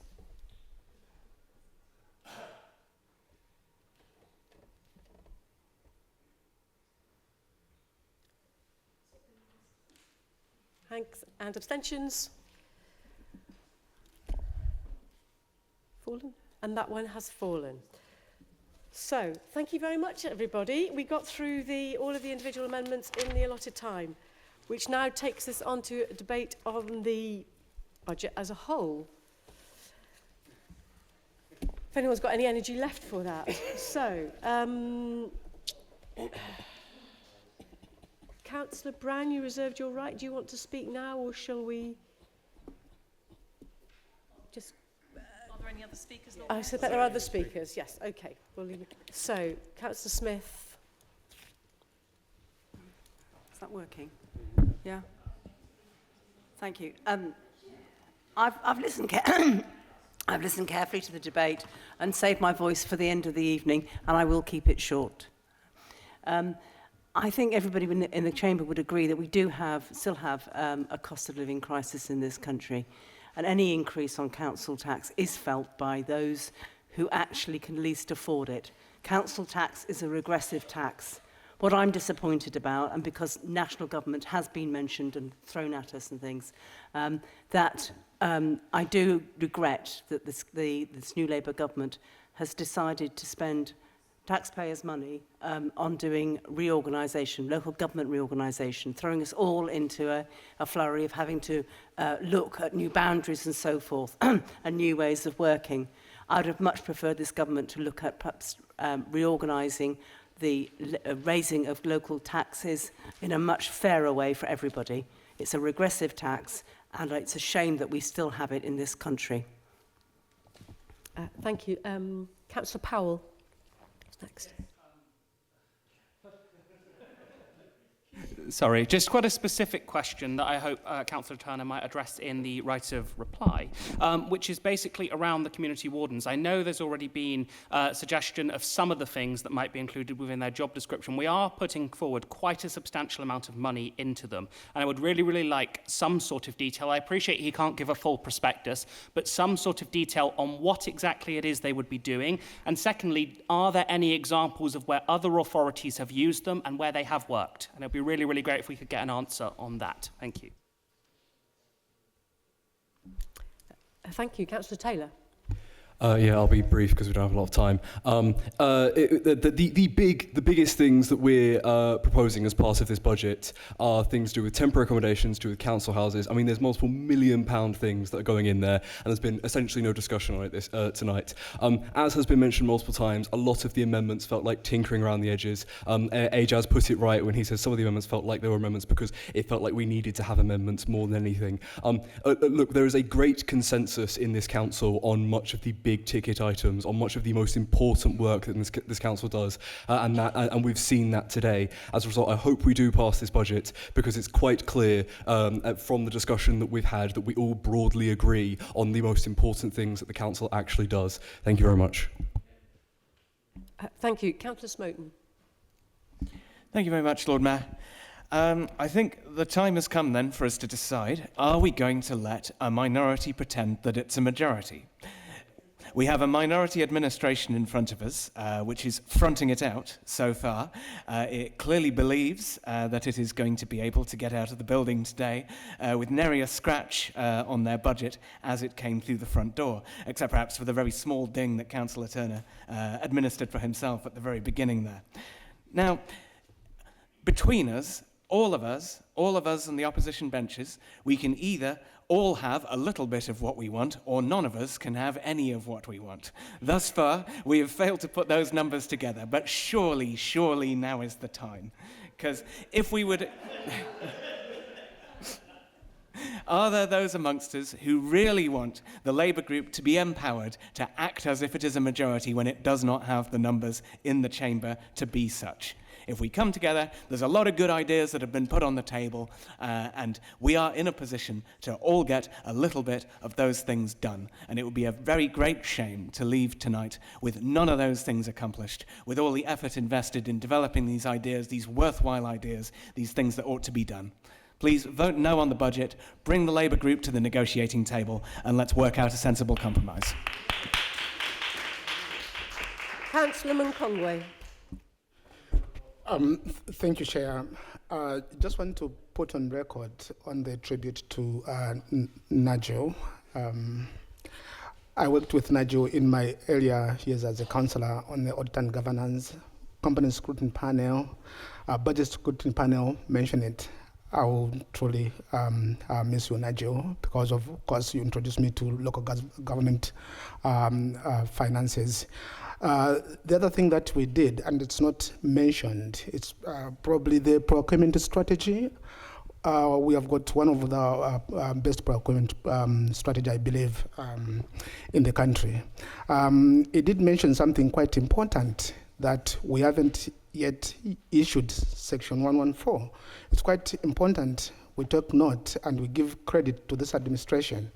We had cried on and we learned some lessons from a paper that Nigel produced, and actually went and met the leader of Croydon who was experiencing Section 114, Slough. I also met the cabinet member for finance that they are going through a Section 114 process. It's not a good thing because they're still dealing with government commissioners. There's so much good things into the budget, and I would urge everybody in this chamber to support it. It's a sound budget. We have got things like, from my area, the cabinet member for leisure, we have got a new bid in the budget for the repair of our ice rink, freeze of the pitches, higher pitches fees. That's quite incredible because we are helping grassroots football. So I recommend everybody in this chamber to support the administration budget. Thank you. Thank you very much. Councillor Hollingsworth. It's a very brief comment. I mean, we've had a debate over some hours over, if you take it across 4 years, the capital, the HRA and the general fund altogether, hundreds and hundreds of millions of pounds. We've debated amendments which have been very tiny elements of that, and there've been some good amendments, and elements of them have been good that have been put forward. I think what it does show is that people, irrespective of their political party or background, here have a very shared view. It's been a very positive message, I think, about the importance of working together, and also the similarity we have as representatives of our different wards and parties of Oxford, and yes, we will cease to exist in 2 years' time. I do hope that we are replaced by an authority that is as close as possible to these boundaries, because the most important thing about democracy is being close to grassroots, and I think that's been displayed today. Thank you. Councillor Raymond. Thank you, Lord Mayor. Dare I say it, U-turn from Labour, especially on the waste collection. On the big things, I think everybody agrees. And what's important to me is the residents of Oxford. I don't care if it's a minority or majority, as long as the policies are right, the budget's right, whatever's right, we should go for that. So it's not time to play games. Everything's tough for people. I don't care if a minority wins. I don't care if the underdog wins. Whoever's got the best, they should win. And they're not the underdog, but I was just trying to use that as an analogy. So I'm going to support this budget because for the last 2 years I've been talking about waste collection. Bulky waste collection shouldn't be. So, you know, if somebody makes a mistake or can change something, that's good. I think they should grow a little bit more of a backbone when it comes to the grass verge cutting. And I think the people on my right should be speaking to the right people about who's responsible for that. It's about taking responsibility and coming to responsibility. It's not about winning in here or giving somebody a bloody nose or as such. It's about what's right for the residents. What's right for the residents is this budget, because we virtually agreed on everything. And just to go through some kind of theatrics, I don't think is worth it. And I think that I've opposed budgets before. I've supported budgets before. I will be supporting this one because I think it's a good budget for the people of Oxford.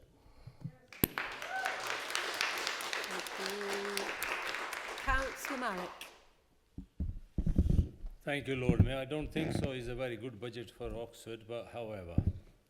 I'll come to it. I mean, I had listened a very passionate speech earlier from Councillor Turner. I mean, he's still the man who introduced these bulky item charges, and he introduced them at the time of when people were suffering through austerity. He explained them after when we're coming out of COVID, when the people were suffering for end meets. And this council has stand continuously in most of the meeting, put the question in. They were very, you know why? Because there were 34 people there. When they are in majority, they don't listen. Oh, their soft is very hard. You know, their tune is very hard. Now they're all soft and friendly, and they try to talk to you very nicely because they're minority numbers. And in May, maybe they're more in minority numbers. You don't know what's coming in their way. So this will be very interesting time ahead. I mean, they talk about this play area thing. I mean, I went with Chief Executive and the other officers. We can see behind John Allen Centre the state of the play areas. I mean, there's like the strategy. I mean, this side can stand up and say, Leisure Centre is doing this and we're best in the country. I'm still waiting for the Aspire Academy to be sorted, right? I have many things asked these questions, right? And they cannot find a resolve when the people's going to use that gym, for example. So their record is not that great what they're trying to stand up and say. And whenever I ask them, I mean, Oxford City Council, our inquiry office should be in here. No, we send our residents into the library and share with the county council. I mean, you want to talk about take a pride in your city. The pride is town hall, is an Oxford citizen town hall. They should be coming here. So they cut the services. Since COVID, working from home, hybrid. I mean, people, if you talk to ordinary Joe, councillor can stand up and say, oh, the survey is 80% satisfaction. I don't know which survey. The doorstep people complain, especially this council has isolated the elderly, most vulnerable people in our society because they cannot be on a computer savvy to go on. So there's many things. I mean, could you wind up, please, Councillor Malik? Yeah, I am. I'm taking my time. Please don't. Yeah. On the housing, yes. Who denies about the housing? But such a policy, I mean, under this administration, none of the Oxford City green space is safe. Every bit of park they find they want to build, and they want to give us the threat, oh, we will be fined by the government if we don't build. And equally, like what they've been doing on many other bringing them in their local area plans. So I will not be voting for their budget. Thank you. Councillor Henwood. Thank you, Chair. I think Councillor Hollingsworth summed it up for me in the phrase that he used, working together. I haven't seen any evidence of that from Labour Group this evening. They voted against or abstained every single amendment any opposition councillor has forwarded. That was really disappointing.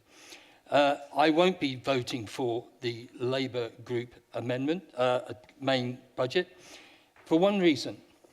In one of the lines of the budget, it states that there will be a revenue loss at the Oxford City car parks, a revenue loss of £250,000 per year over a 4-year period, equaling £1 million over 4 years. The IOA has been observing the car parks in the city, run by Oxford City Council, and our estimates put that the capacity has dropped by 2/3. We estimate that, this is only an IOA estimate, that the actual loss is going to be around about £1 million a year. I don't think that this budget takes that into consideration properly. I don't know where Labour Group, I asked at last full council for the data on the losses that the car parks have made. That hasn't been forthcoming. I want to know where that data has come from. I also would like to know what is the recovery plan, which is not mentioned. So I will not be voting for this budget. Thank you. Thank you. So we're now coming to Councillor Brown, and then it will be to Councillor Turner to sum up and reply. Thank you, Lord Mayor. I'm proud to be seconding this Labour budget. Over the last 4 years, Labour has kept its promises to residents in Oxford. We promised more affordable and council homes, and we have built hundreds more of the planned 1,600 council homes. We've driven up standards in the rented sector, and we now licence all privately rented homes. We've taken action on climate change. We decarbonised all of our swimming pools, and we are making progress to being a zero-carbon council. We've invested in our community centres. We've rebuilt Bullingdon and East Oxford, and we're rebuilding Blackbird Leys. We've supported local businesses and our local economy. We set up the Cowley Road Traders Association, and we offered support to businesses affected by the Botley Road closure. And we've helped our least well-off citizens with the high cost of living. We've given grants, concessions in our leisure centres, council tax relief, and large grants to advice centres.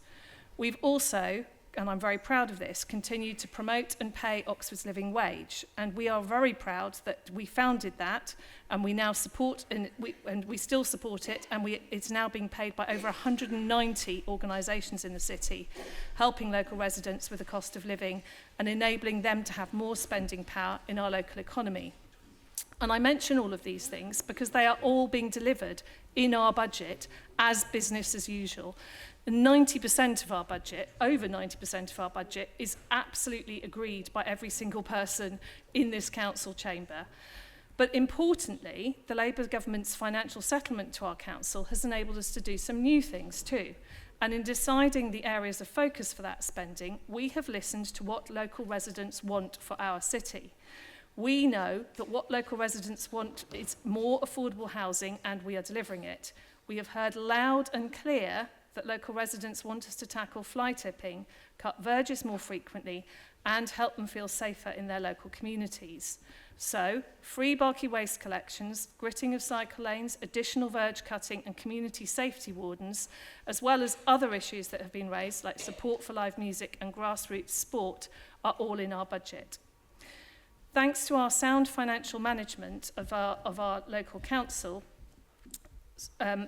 keeping jobs and money in our city to benefit local residents, along with more funding that has come from the Labour government, we have been able to finance local residents' priorities.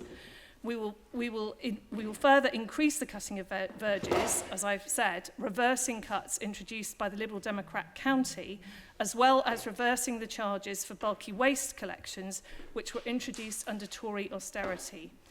And we are reintroducing community street wardens to help local residents feel safer in their local communities. I introduced them under the last Labour government in our city, and unfortunately they were cut in the Tory austerity years.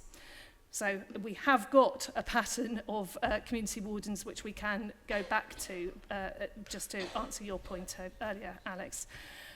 We're proposing the gritting of cycle lanes to improve safety, and we're supporting our local communities through investment in our play areas, support for live music and grassroots sport. So I am delighted to second this budget, which supports our local residents and our local communities. Thank you. Thank you. So finally, Councillor Turner. Yeah, thanks very much, Lord Mayor. And thanks everyone for the contributions. There are a few specifics that were raised. Councillor Powell asked about job descriptions and the wardens. I think one of the key differences, we currently do have the CRT and the anti-social behaviour team, but they need to be reactive, they're responsive. And I think this is about being proactive. So particularly strong presence on the estates with the HRA funding, but then also being able to be proactive in other areas as well. And that should be the difference. My suggestion actually is if Scrutiny, as we develop this, wants to have a look at this area, that could well be quite a useful thing to do.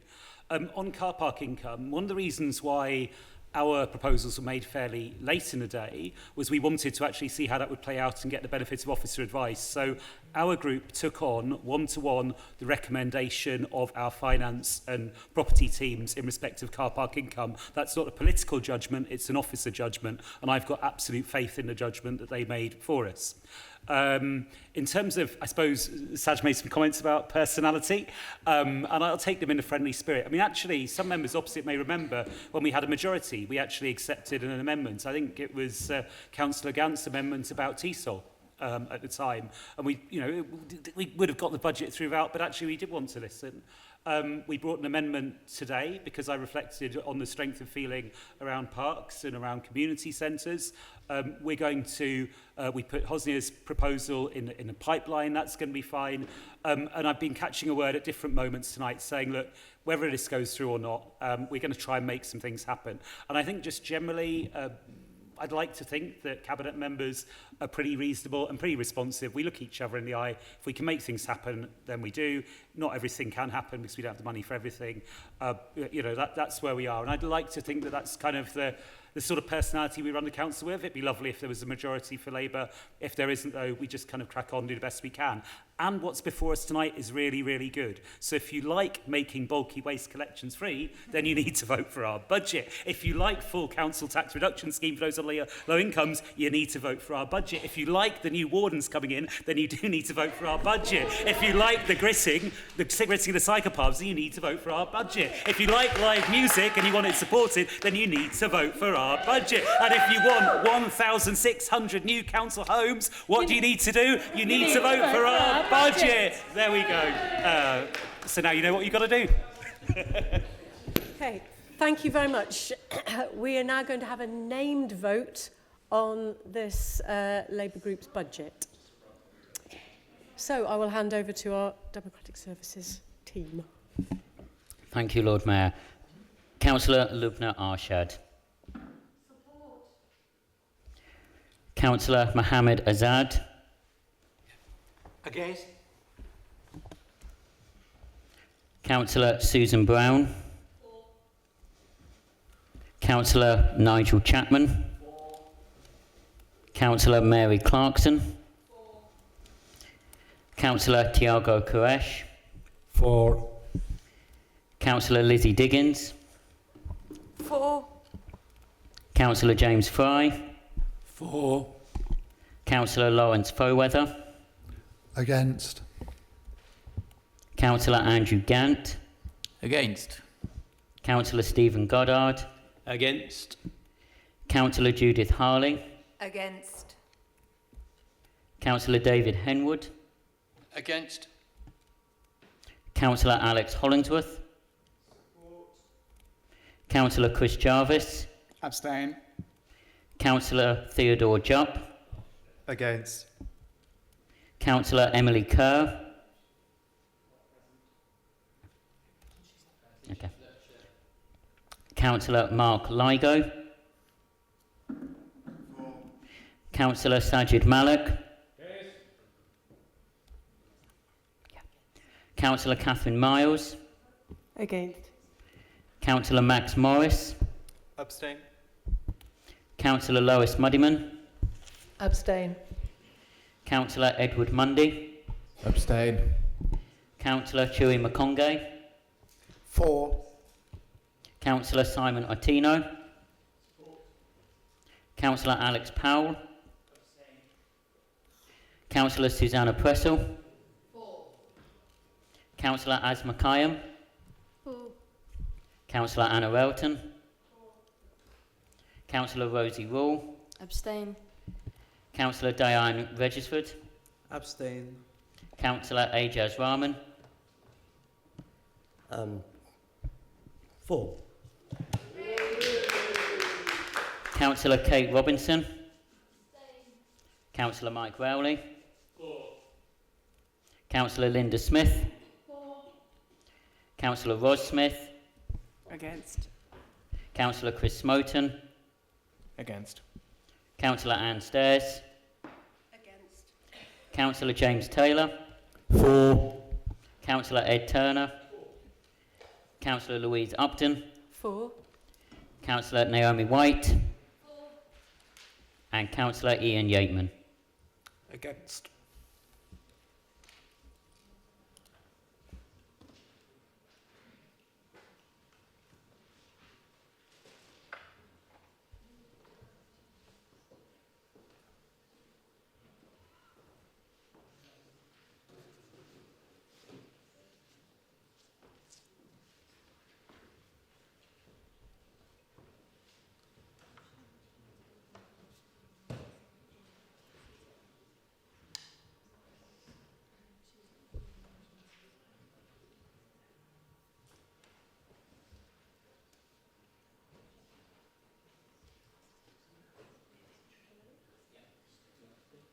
The budget has been carried, but the vote was 21 support, 13 oppose, 8 abstentions.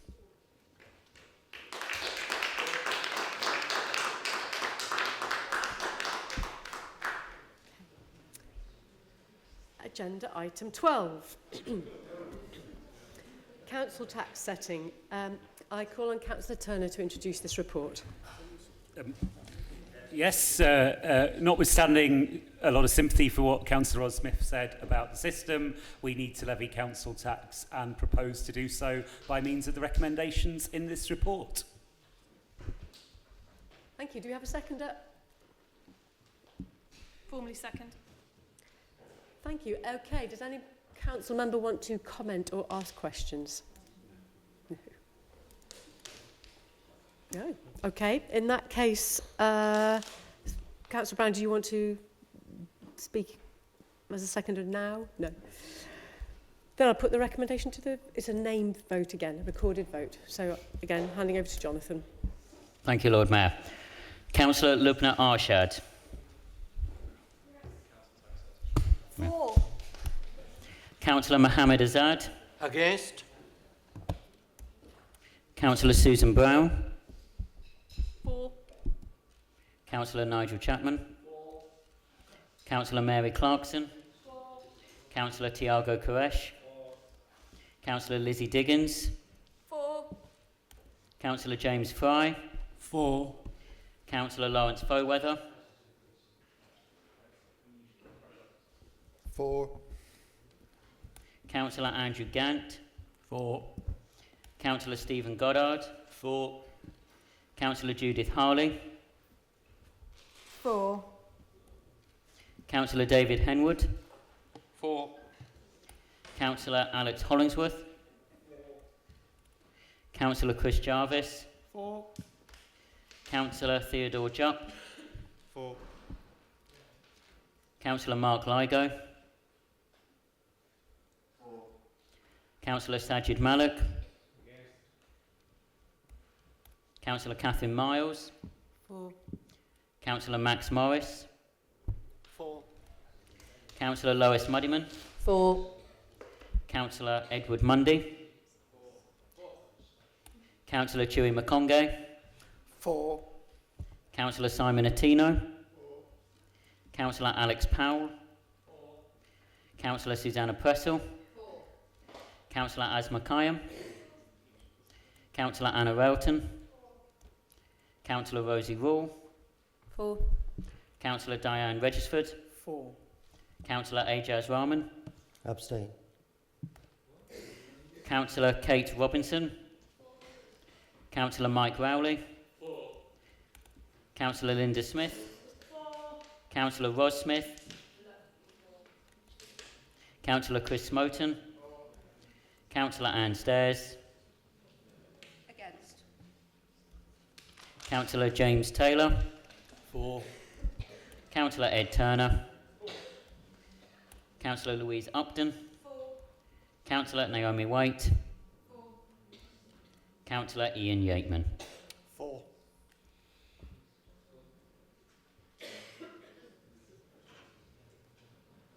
I'm going to confidently call that one as passed, with 3 against and 1 abstention. Thank you. Okay, so the council tax is set. Moving on to item 13, the Treasury Management Strategy. Again, Councillor Turner to introduce.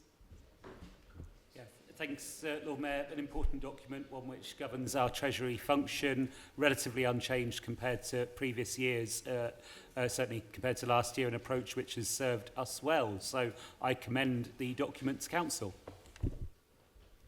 Thank you. Seconder, Councillor Brown. Formally second. Thank you. Anybody got a question or a comment? Councillor Miles. Yes, thank you. So the Council passed a motion in March 25 related to ethical policies, and from the report before us, I know the implications of this are still being worked through. That's nearly a year now. I know we work slowly in local government, but maybe not that slowly. So what's the time frame for updating this, as it's nearly a year since it was adopted? Thank you. Take all the questions at once or one by one? I'll take all of them. Councillor Mundy.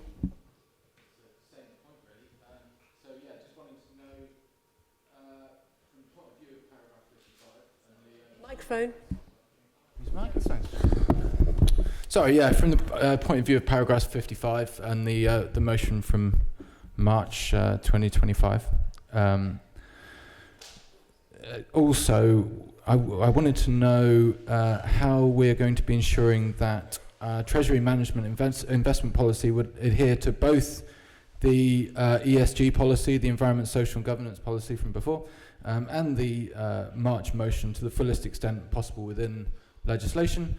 And also I would like to know, maybe this is a question for our finance director, what the legal ramifications would be for the council were it not possible to adhere to both the statutory guidance and international law. So see point 3 from the first resolution of the motion, which is in regards to dealing with entities that are implicated in state violence, repression, war and occupation. Thank you.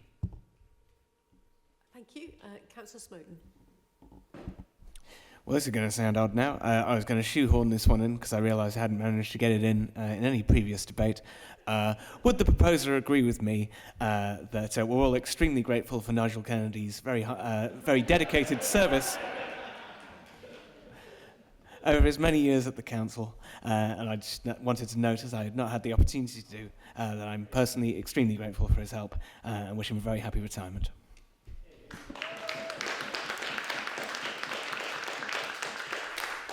All I'm going to say is that's a little bit fresh when you almost ruined Nigel's entire week, day, end of life if our budget had not passed today. So, but no, I'm joking. It's very nice of you to say so. Thank you.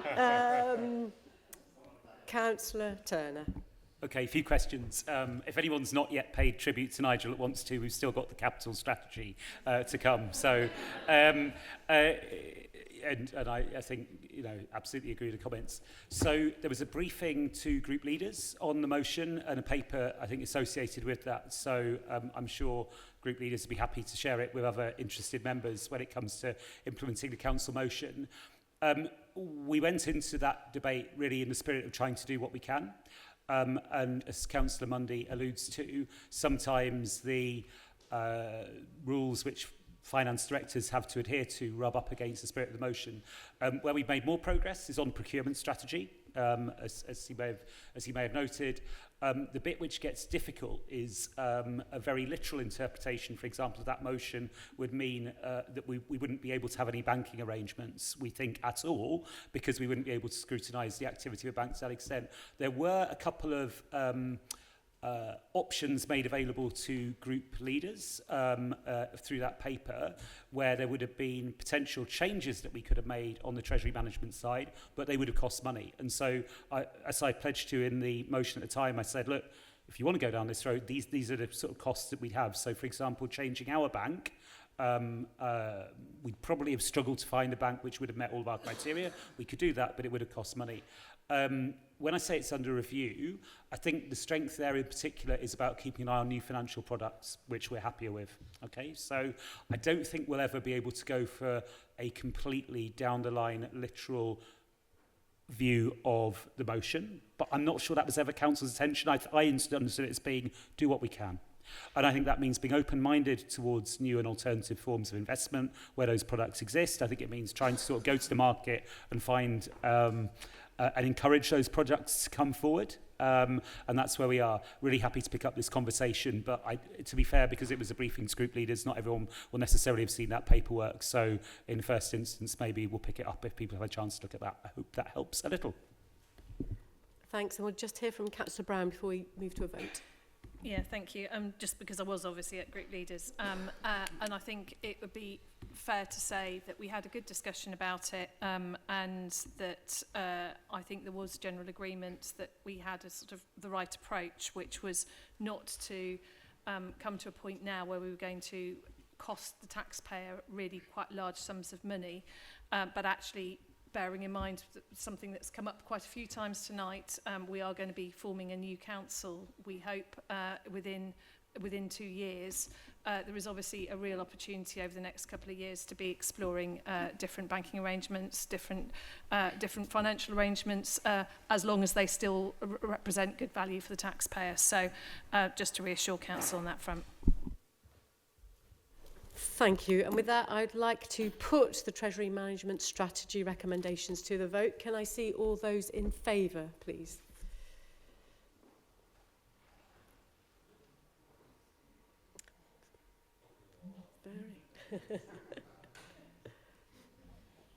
Okay, thank you. And those against? And any abstentions? Thank you. That is clearly carried. Agenda item 14, the capital strategy. Over to Councillor Turner again. Yeah, very important with a capital programme the size that we have, that we follow the right processes, we work schemes up properly, we have good oversight of them, we test the business cases. That's what this strategy is all about, and that's why I would like to commend it in its pretty much unamended form to council.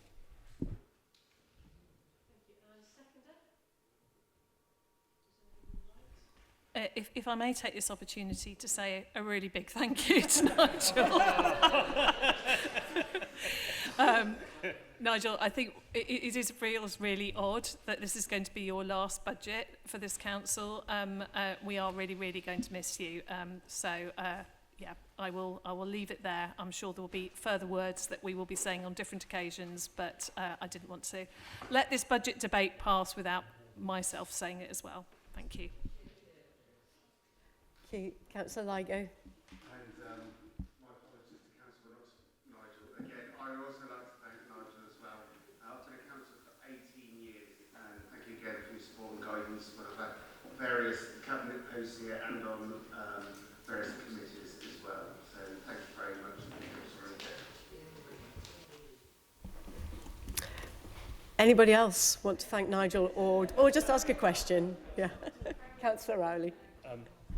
Yes, I would like to add my little voice to the chorus of thanks to Nigel, who it's been a delight working with for many years, from being chair of budget scrutiny way back in the day to being a cabinet member with some perhaps sometimes slightly ill thought out spending proposals, quickly licked into shape by Nigel to being a backbencher.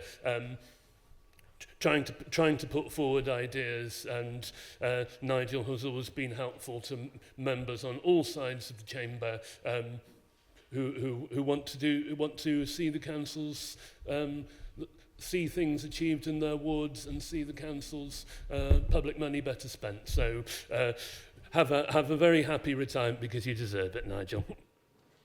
Hear, hear. Yeah, the relatively healthy state this council finds itself in is it pretty much entirely due to you, I think, Nigel. Thank you. On that note, unless Councillor Brown wants to add something, no, then we will move to the vote. No, we're going to be done in time. We are. So can I see all those in favour of the capital strategy? Okay, and any against? And any abstentions? Thank you. That is clearly carried. So the final item on the agenda is the council tax reduction scheme for 26-27. Again, Councillor Turner to introduce. Yeah, thanks to Laura Bessel, who's sat through our entire budget debate, waiting for this moment. That doesn't mean you all need to make a speech paying tribute to Laura as well, by the way, although she'll no doubt appreciate it. Colleagues, sorry, I jest. It's a really important thing that we do. As has been aired already tonight, we're one of relatively few councils that continues full council tax reduction for those on the lowest incomes in Oxford. We go with a banding scheme. We've consulted on it, and we think this is the right way forward. There's some changes to the banding which were trailed last year. We got some discretionary funds as well, and we continue to, I think, iterate the discussions with the advice sector to try and make sure we're helping people that need support. And with that, I would like to move the recommendations. Thank you. And do I have a seconder? Councillor Brown. Yep, formally second, and formally second the thanks to Laura as well. Okay. Thank you. Does any member of the council wish to comment or ask a question? Councillor Chapman? Yeah, I'd like to support the proposal, but I'd also like to say thank you to Nigel about one aspect that hasn't really been mentioned tonight, and I think it's important it's recognised. Nigel's not just a great strategist and a great finance director, he also runs an amazing team of people who collect the taxes that we spend. There's been very little mention of that tonight. Laura is in the room too. She is instrumental in the council tax reduction scheme, but also, frankly, in the thousands of interactions that this council has to have every year to raise the revenue we've spent the last 4 and 5 hours debating. So I think on behalf of all of us, the Revenues, Bends and Income team, which Nigel leads, deserve a special thank you too. Thank you.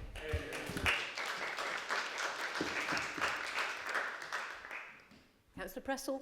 Yes, I'd like to echo the thanks to Nigel and Laura and their teams, but I'd also like to thank Ed Turner very much indeed, because he has worked extremely hard on this budget, as usual, and we can be very proud of the results. So I'd like to thank Ed. Thank you.